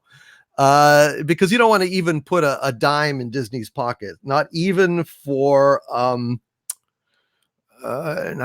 political point, But I love the way you think, hell, you might even burn a hole in it and put patches on it that are antithetical to the Captain Marvel message of whammon power or something like that. Yeah. Gee whiz. Yeah, that's almost like magical +5 conflagration anti-snowflake armor. You put on this Captain Marvel hoodie and it's got, I don't know, like a patch of, country music, Waylon Jennings on it. It's got a, Cobra Kai sticker on it. It's got a, goddamn Chuck Norris, embroidery and shit like that. It's got a big hole in it where the Captain Marvel logo was. And it just radiates such a toxic level of masculinity and anti-Captain Marvel-tude that you just walk, just go to like a coffee shop and walk through, and you'll see all the SJWs just burst into ashes, just leaving like soy lattes just littered throughout the place, half drunk. I love this idea, Jonathan Frost. You're a genius, sir. Thank you for the super chat. And if you make this happen, please send me a picture. Send me a picture of you standing there proudly in your anti-SJW snowflake melting armor of +10 devastation. And take a picture of all the empty coffee cups and the floor littered with ashes. I would love that. Mark C with a $5 super chat. Hail Mark. He says, Gary, DM me the Doctor Who merch guy. My 10-year-old would be happy to spend some of my money with the guy. Well, I will mention it to Gary. Mark C. I'm sorry that he departed. But he had, apparently he's got another thing going on. Jeez, gonna stream again? That's crazy. I won't be streaming tonight, but I will be streaming tomorrow. I will be celebrating my 40,000 subscriber anniversary celebration, what have you, the milestone, 40,000 subscriber milestone tomorrow. It'll either be at 6:00 p.m. Central Standard Time or 6:30 p.m. Central Standard Time. Mary, I'll talk to you about it. But yeah, it's amazing. In not yet 2 years, I've gotten went from 0 to 40,000, and it's just been such an amazing honor. And it's all because of you guys. And I cannot wait to actually celebrate with you all tomorrow night. We'll have a Friday Frolic edition, Friday Frolics 40K edition. Harvey will be there, probably Shatner and Lieutenant Columbo, maybe Jimmy Stewart will show up, and it's a fun time is going to be had by all. Thank you, Mark C, very much for that. I will pass that information to Gary. Michael Maloney with a $5 super chat. Hail, Michael. He says, I'd kick in for a UFO reboot if they came up with a proper story arc. Oh, man. If they did a UFO reboot, Michael Maloney, what he's talking about, I think, is the British series from this late 60s by Jerry Anderson. UFO, fantastic. Shadow Command with moon base and interceptors and, SID, Space Intruder Detector, and the Skydiver, the mobiles, all these like this just elaborate infrastructure of planetary defense against UFOs that were coming to Earth. The effects were incredible. They had girls on the moon in purple wigs. That was super hot in silver spacesuits. Man, and the music was fantastic. But if they were going to do a UFO reboot, I would absolutely skip it unless it had the exact same aesthetic. I mean, I would actually be down just to see more of what somebody like Ron Moore could do with Shadow and the UFOs. But I would have to adhere to the Jerry Anderson 60s aesthetic. And it would still have to be set in the way, way far-flung future of 1990. Otherwise, I'd boycott it. Thank you, Michael, for loving UFO. Na na na na na na na na na na na na. Great show. I've got like UFO figures, and I've got the saucer. I've got interceptor, skydiver. I just love it. Absolutely love it. Lori Roberts with a $5 super chat and a message for her liege, Harvey Cthulhu. What, for me? Hey, Laurie, it's good to see you. Ha-cha-cha-cha. Laurie, you say it's go time, Harvey. It's go time? Oh. I will eBay air they come Tuesday. That's pig Latin for you'll be there Tuesday. Where? I've said too much. Lori, God damn it. You better not be planning to go ahead and break Harvey out of that containment field. Look, I'm celebrating my 40,000 subscriber milestone, and I don't really want the world to end before I have a chance to celebrate with you guys. So cut it out. Ixnay on the RV hay. Scape EA. I don't know if I did that right. Hail Lori Roberts. You are one whack legionnaire. I don't know why you have this death wish. I don't know why you have this Harvey Cthulhu obsession. Hey, lay off my follower. She's the high priestess of Harvey, and she's gonna stay that way, buddy. Quit screwing around. Get back to your little UFO crap. My little UFO crap. Yeah, such respect he has. Thank you, Lori Roberts. Tito's World with a $2 super chat. Thank you, Tito's World. He says 2 Jack in the Box tacos for Harvey. Be sure I get those, damn it. Be sure I get those. Don't hog them and don't eat them yourself. Oh, don't worry. I won't eat Jack in the Box tacos for Harvey. No, I won't eat those. Although I used to like Jack in the Box, to be fair. I did. I actually did. Thank you, Tito's World. And also, Tito's World, thank you very much for your assistance with StreamYards and for suggesting this is the only thing that has worked for me these last 2 super chats. These last 2 live streams. So I dedicate these last 2 live streams to you, Tito's World. Thank you for your assistance. Thank you for being a friend.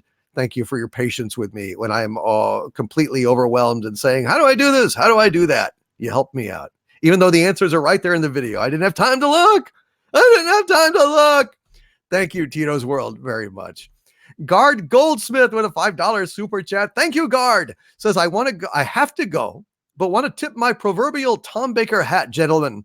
Rock on and keep the flags flying. Thank you, Guard Goldsmith. The proverbial Tom Baker hat. I've always wanted to dress up like Tom Baker's doctor. It's just something magical about that. A little bit Harpo Marx, a little bit of Gandalf. It's just an amazing character. He was the best, without a doubt. Thank you, Guard Goldsmith. Alan Hanley with a $5 super chat. Thank you, Alan. With 2 $5 super chats in a row. Thank you very much, Alan, for both of those. He says, Captain America always does the right thing, or what he thinks is right. Going back to Peggy is the right thing. Magic the Gathering, thoughts? I agreed with him going back to Peggy. They were supposed to be together, and that is setting right something that should have happened. And other people have pointed out, well, this would change history. This would do it. This would do that. Look, he's Captain America, and he's saved the world many times, and he's suffered immensely. And given a lot of service to his country and to his world. And if he made a selfish decision at some point to be with the woman who wanted to be with him, who he loved, I'm not going to judge him for it. You know, I just felt it was right to give Captain America a happy ending, and I'm glad he got one. Magic the Gathering, thoughts? I'm not really into Magic the Gathering, Alan, so I don't really know. I don't really know what to say about it. It's a game. It's a popular game. I don't know what's going on, if there's some kind of issue with it or something I haven't heard, unfortunately, Alan, but I will look into it. Thank you, my friend. He also points out in another super chat, my friend was in the military. They can't shoot people unless they meet the deadly force triangle, even with the sign. Well, you know, as far as we know, people that have breached the fence and stuff before have been, swarmed immediately, but not actually killed. So, your friend must be telling the truth that there is certainly a modicum of restraint in the armed forces, especially when dealing with wacky, hippie civilians who think that storming Area 51 is a really funny idea. God only knows what's going to actually happen. I can't even imagine, but Oh, dude, we'll see. At least that's interesting. Deadly force triangle. Even with the sign, they cannot do it. Thank you, Alan Hanley. Selena Kyle, you had me fooled, Captain Mary Sue SJW. I thought you were a female, and that was charitable. the pictures, the old battle axe that you, good God. Selena Kyle with $1.99 super chat says, if you both go to Area 51, you can stay at my place. A very generous offer, Selena Kyle, and one that I actually may take you up on, since I know you don't look like that. Dear God in heaven. Wow. Valentine's Tube with a $2 super chat. Thank you, Valentine's Tube. Says, Gary, what happened to Bob's partner, Barry? Alive? If you mean Bob Lazar, I am not entirely sure. I tried to watch that Corsi, the movie that he made regarding Bob Lazar that's on Netflix, and I got about 10 minutes into it, and it was so pretentious and so badly done that I had to put it aside. I know that Gary actually went to see it in the theater, and so he could answer that question about Bob's partner, Barry. I have not heard that anything had happened to Barry. I'll put it that way, but I don't know exactly what happened to Bob's partner, Barry. I would assume he's alive. I doubt that. I mean, it would have been a huge stink if someone had killed him. Of course, natural causes. Who knows? I'll ask Gary. That's a good question. Thank you, Valentine's Tube. Bionic Belly Button with a $5 super chat and a song. That Bionic Belly Button. Does it vibrate? Does it julienne fries in seconds? I must know. Anyway, Bionic Belly Button says, I hope they televise the storming of Area 51. I'd love to watch everyone get gassed. Hail Doomcock, hail Gary, hail chat, and kisses to Harvey. You see? Huh? What? You see, the girls love me. I don't know why. I think they're deluded or something. Is missing a right chromosome or something. I don't know. But they do. You'll see. She said, hail Doomcock, hail Gary, hail chat, and kisses. To me, to moi. Harvey Cthulhu, not to you, pal. You're slipping. Ha-cha-cha-cha.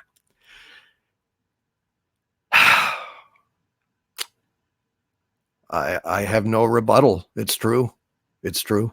Harvey gets more of the ha-cha-cha-cha action than Doomcock does. I don't know what it is. I guess I'll paint myself green and shove some fucking spaghetti in my mouth. You asshole. Back to you, chat. Yeah, you smug little.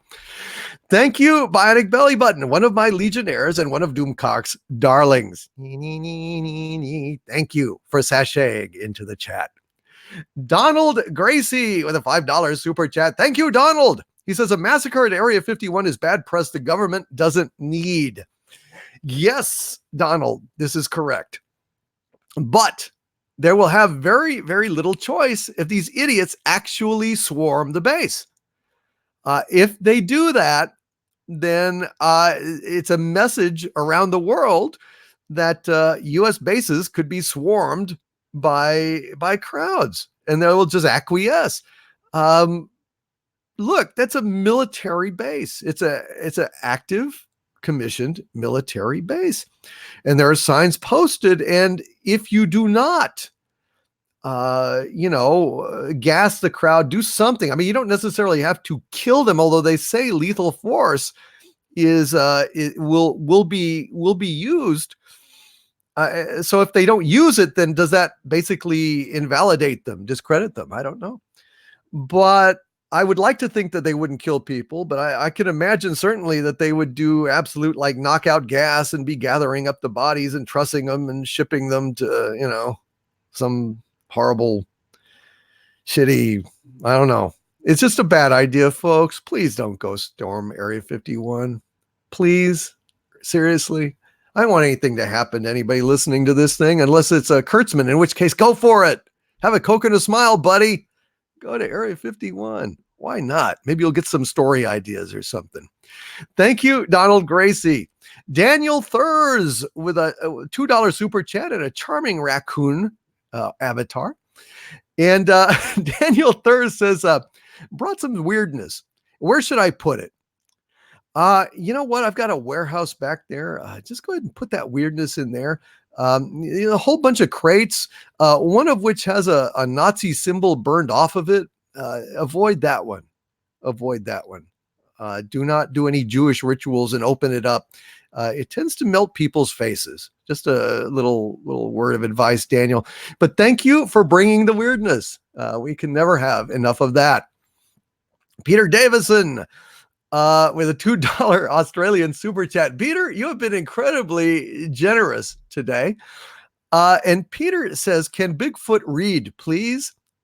Is that a request for Bigfoot to read?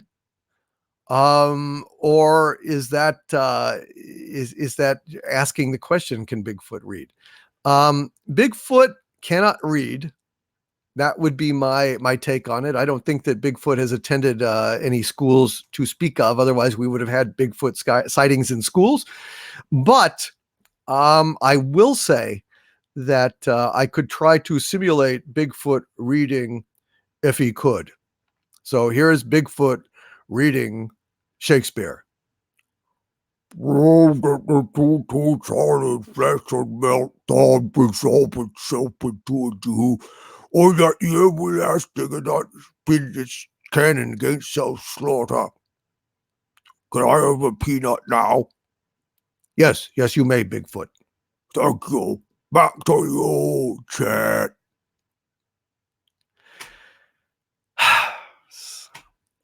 Thank you, Peter Davison. That was a Bigfoot. If Bigfoot could read, he would read for peanuts, I guess, like a trained monkey in the zoo or something. I don't know why.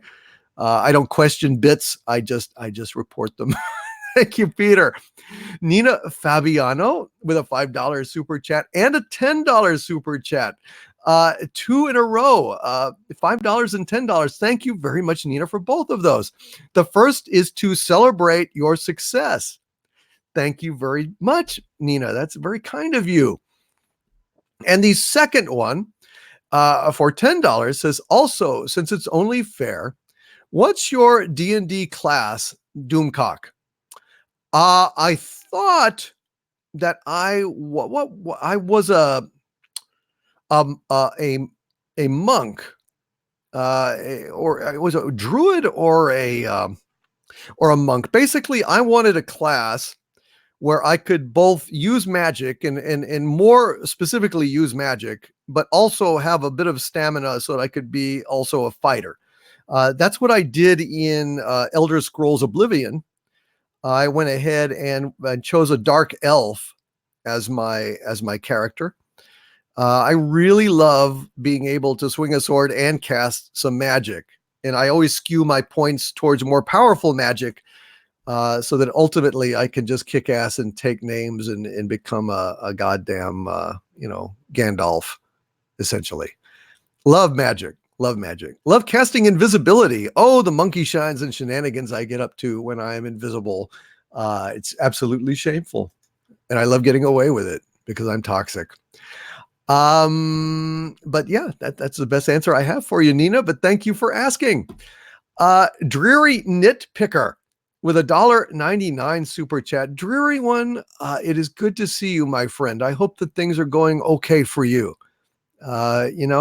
I hope that things are going well, my friend. And it was good to chat with you the other day and hear from you. Please stay in touch. Dreary Nitpicker says, hail DC, congrats on the 40,000.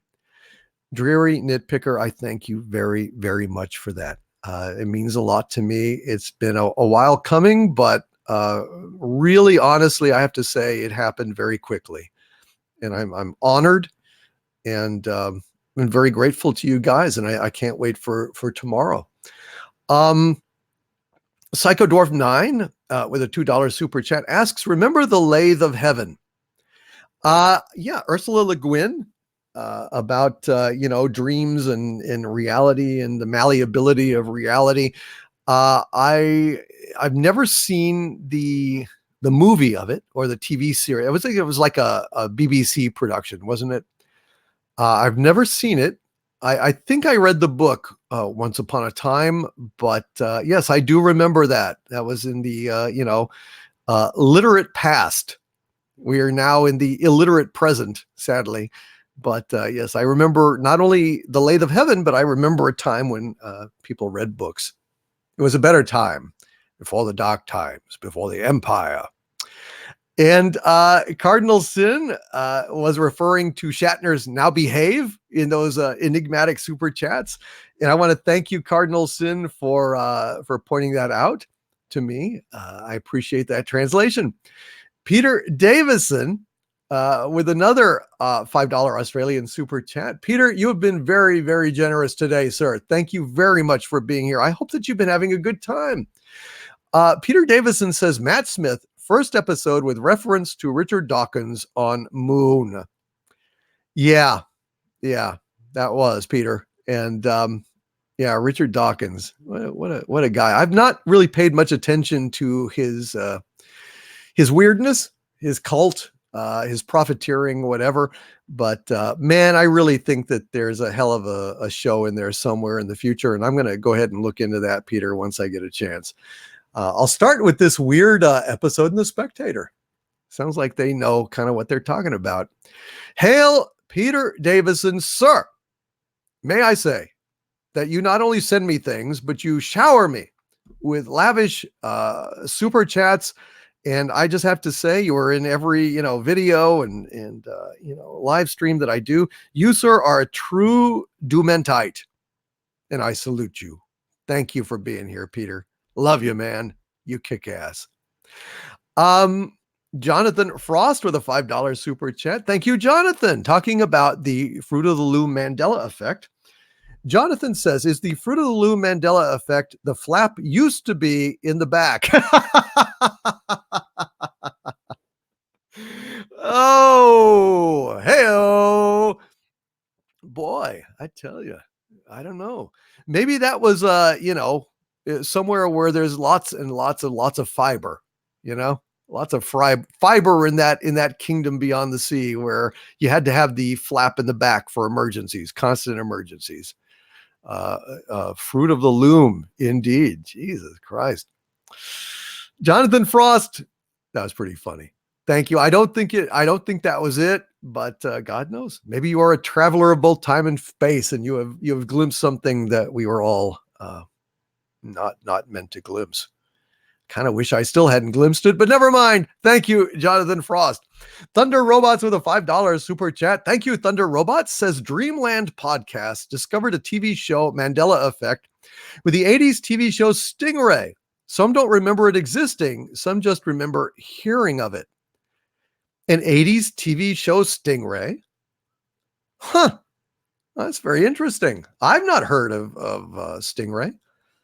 That's very peculiar. I mean, I've noticed there's a Jerry Anderson Stingray, but I think that was, I don't know, in the 60s or 70s. I don't remember it being in the 80s. Maybe it was. Maybe I'm misinformed. Huh.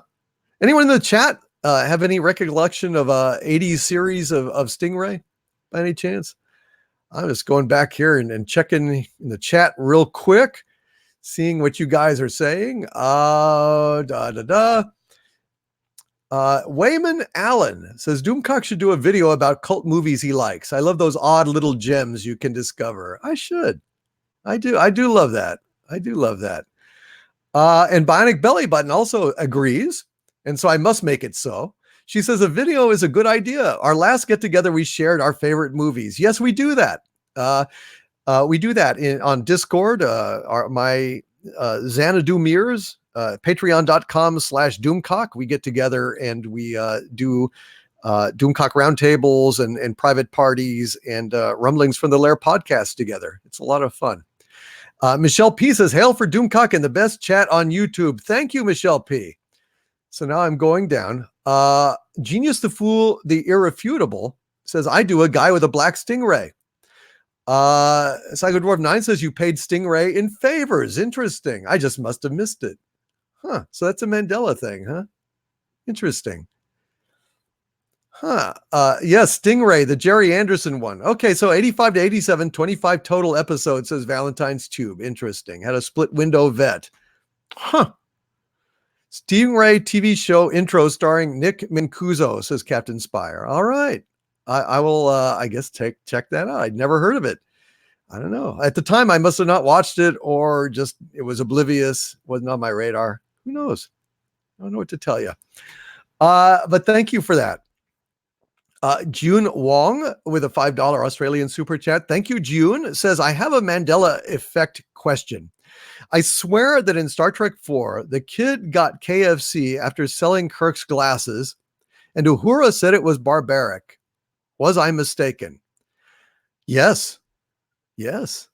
If you actually clearly remember that, then I've never seen that. I've never seen that. And I can't really imagine that KFC would allow product placement like that, where they said that eating KFC was barbaric. June Wong, that's a fascinating Mandela effect. If you actually remember that, the only thing that I can say is maybe it was on an extended cut that aired on commercial television, because they did the same thing with Wrath of Khan. They showed an extended version that had an entirely different version of the elevator scene between Savick and Kirk in it. So, that's interesting. Wow. June Wong. That is cool. I think you may have hit a genuine Mandela effect there. Oh, man. Mikhail Johansson with a 50 Danish krone, or Denmark kroner super chat. Regardless of the amount, every bit helps. Thank you, Michael Johansson. I'm sorry, I don't know the nomination right there. Says, I've seen that line going across the moon while I was looking at it through my telescope. I was like, what the fuck? This was many, many years ago. A thin wave. Yes, Mikhail. Yeah, this is absolutely what it was. It was shot through a telescope, and it had this line go across the moon. Like it was like a video projection or something, not even really quite there. Something projected on the dome of the sky or something. Isn't that weird? That is exactly what I was talking about, Michael Johansson.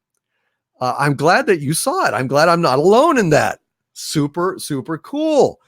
Damn. Obi-Wan 27883 with a $5 super chat. Hail to the Obi-Wan, who says, fundraise an expedition to see if an Atlantis library is under the Sphinx after all. Thoughts on Antarctica being Atlantis?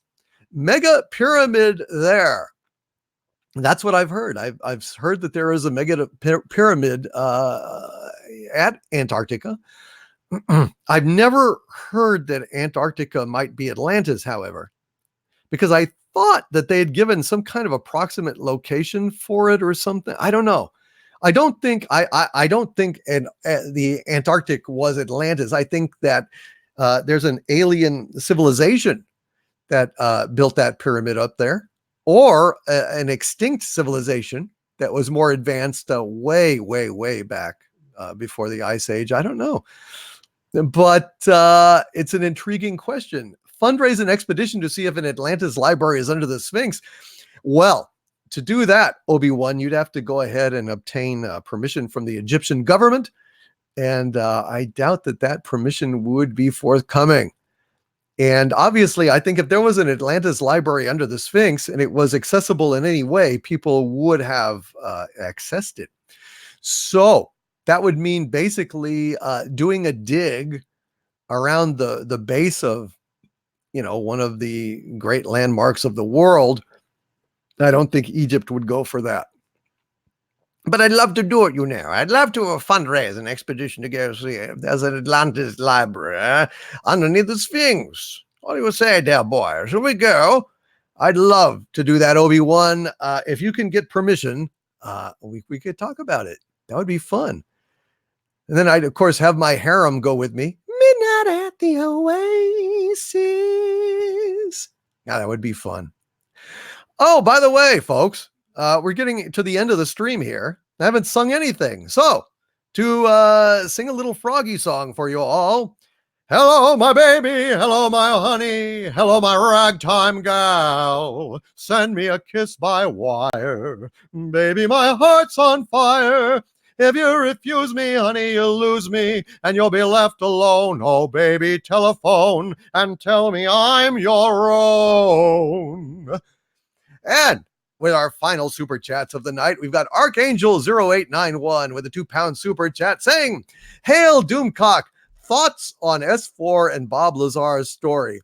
Well, we've talked about that earlier, Archangel0891, but my thoughts on S4, it's still an active base. I think it is the repository of any disks that might once have been stored at Area 51. But really, Area 51 was always the diversion. It was always S4. It was always Groom Lake that was the real base with all the high-tech stuff on there. And with all this attention on it, I wouldn't be surprised if they just had flown all that stuff out for parts unknown. As far as Bob Lazar's story goes, I am inclined to believe him. He knew about Element 115 long before. He had no profit motive in what he said. His life was at risk. And to this day, he has not really monetized, what he could have on this story. So I that tends to make me feel that he was sincere.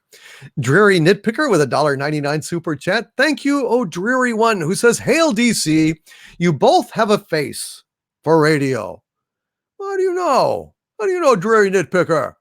I've got a wonderful helm for video. I've been told that my face beneath it is nice enough, but your mileage might vary, Dreary Nitpicker. But I hope that for the rest of the day and into the night, you will be cheery Nitpicker. What can I do to make you cheery Nitpicker, my friend? You deserve some cheer in your life. You're a good guy. Thank you for being here. And Psychodwarf9 with a $5 super chat. Thank you, Psychodwarf9 says sound, gas, pain beam, taser. Go ahead, go. I'll watch you storm 51 from here. Psychodwarf9, who has some experience with military bases and knows full well that they are not going to take that lying down. Well, my friends, I believe that this brings us at last to the conclusion of this edition of the ExoZone. On behalf of myself and Gary, I want to thank you all for being here. We held 643 people throughout the entire proceedings, and I think that is absolutely fabulous. Please lick that like button and send a message to YouTube that you enjoy our content. I want to thank Mary Ashmead for being here. She did a fantastic job. TARDISZone official YouTube channel says, great singing, Doomcock. Thank you, my friend. I appreciate that very much. You're welcome, Sparkus Aurelius. JP Got Rocket says Atlantis was the world before Noah's flood. Quite possibly. Quite possibly. Sentient Dildo says Area 51 stores old tractor parts. Probably. At this point, you guys are the best. You guys kick ass. Indiana Jeremy, Wayman Allen, Nihilist Shadow, Nina Fabiano, Dennis Alderman, Sentient Dildo, Moons of Madness, Squids, McCracken, Bradley Fortner, Loquacious Primate, Arb Hall McDougal. We've got Philip A. DeMick. Saying, speaking of 12,000 years ago, the people living near the Reichert structure call themselves the Amozir. They trace their history in the area going back 12,000 years. Very, very interesting. Random Nerd of Doom says Green Lantern is at Area 51. Interesting. Chili Peen, love you too, Chili Peen. Mira J. Saying, I'm nearly at 100 subs. Congratulations. Please subscribe to Mira J. She does wonderful art streams. Very, very talented lady indeed. Brian Hepburn, you are very welcome. Generial1. Good night, Generial. Wonderful to see you here. Dayhawk666 says pie. Purple Lady, Bionic Belly Button is here. Michelle P. Superfan Adam Shawhan, Legionnaires all, hello all. Hi Doomcock, hello Superfan Adam Shawhan, Michael Sullivan, Solanum Tinker, Spock 128, Tyron Beard, Dennis Alderman, and Arrest. Thank you guys so much for being here. Please lick that like button, push that thumbs up. Purple Lady, it is a delight to have you here. Hecate's daughter, hail. Michelle P, Mary J, yes, all the Doomcock's darlings. Thank you all for being here. Ken Jack, Ben, Stalin, Falcon, Psycho Dwarf 9, Christopher Carpenter, and Philip A. Demick with a wonderful conclusion saying, as always, no eldritch gods were harmed in the filming of this broadcast. Remember to have your SJWs spayed and neutered. Thank you, sir. Valentine's Tube, thank you very much. I truly love you, my brother, and I will always be your brother and friend forever. Thank you, Valentine's Tube. And from all of us here at the center of the earth, this is Dictor Van Doomcock and Harvey Cthulhu bidding you all, my friends, push the like button. And don't forget, got a live stream tomorrow, 40,000 celebration. And finally, my friends, as always, stay angry. Spike in Madness, Captain Spire, the Elite, Michael Sullivan. Good night, you guys. See you next time.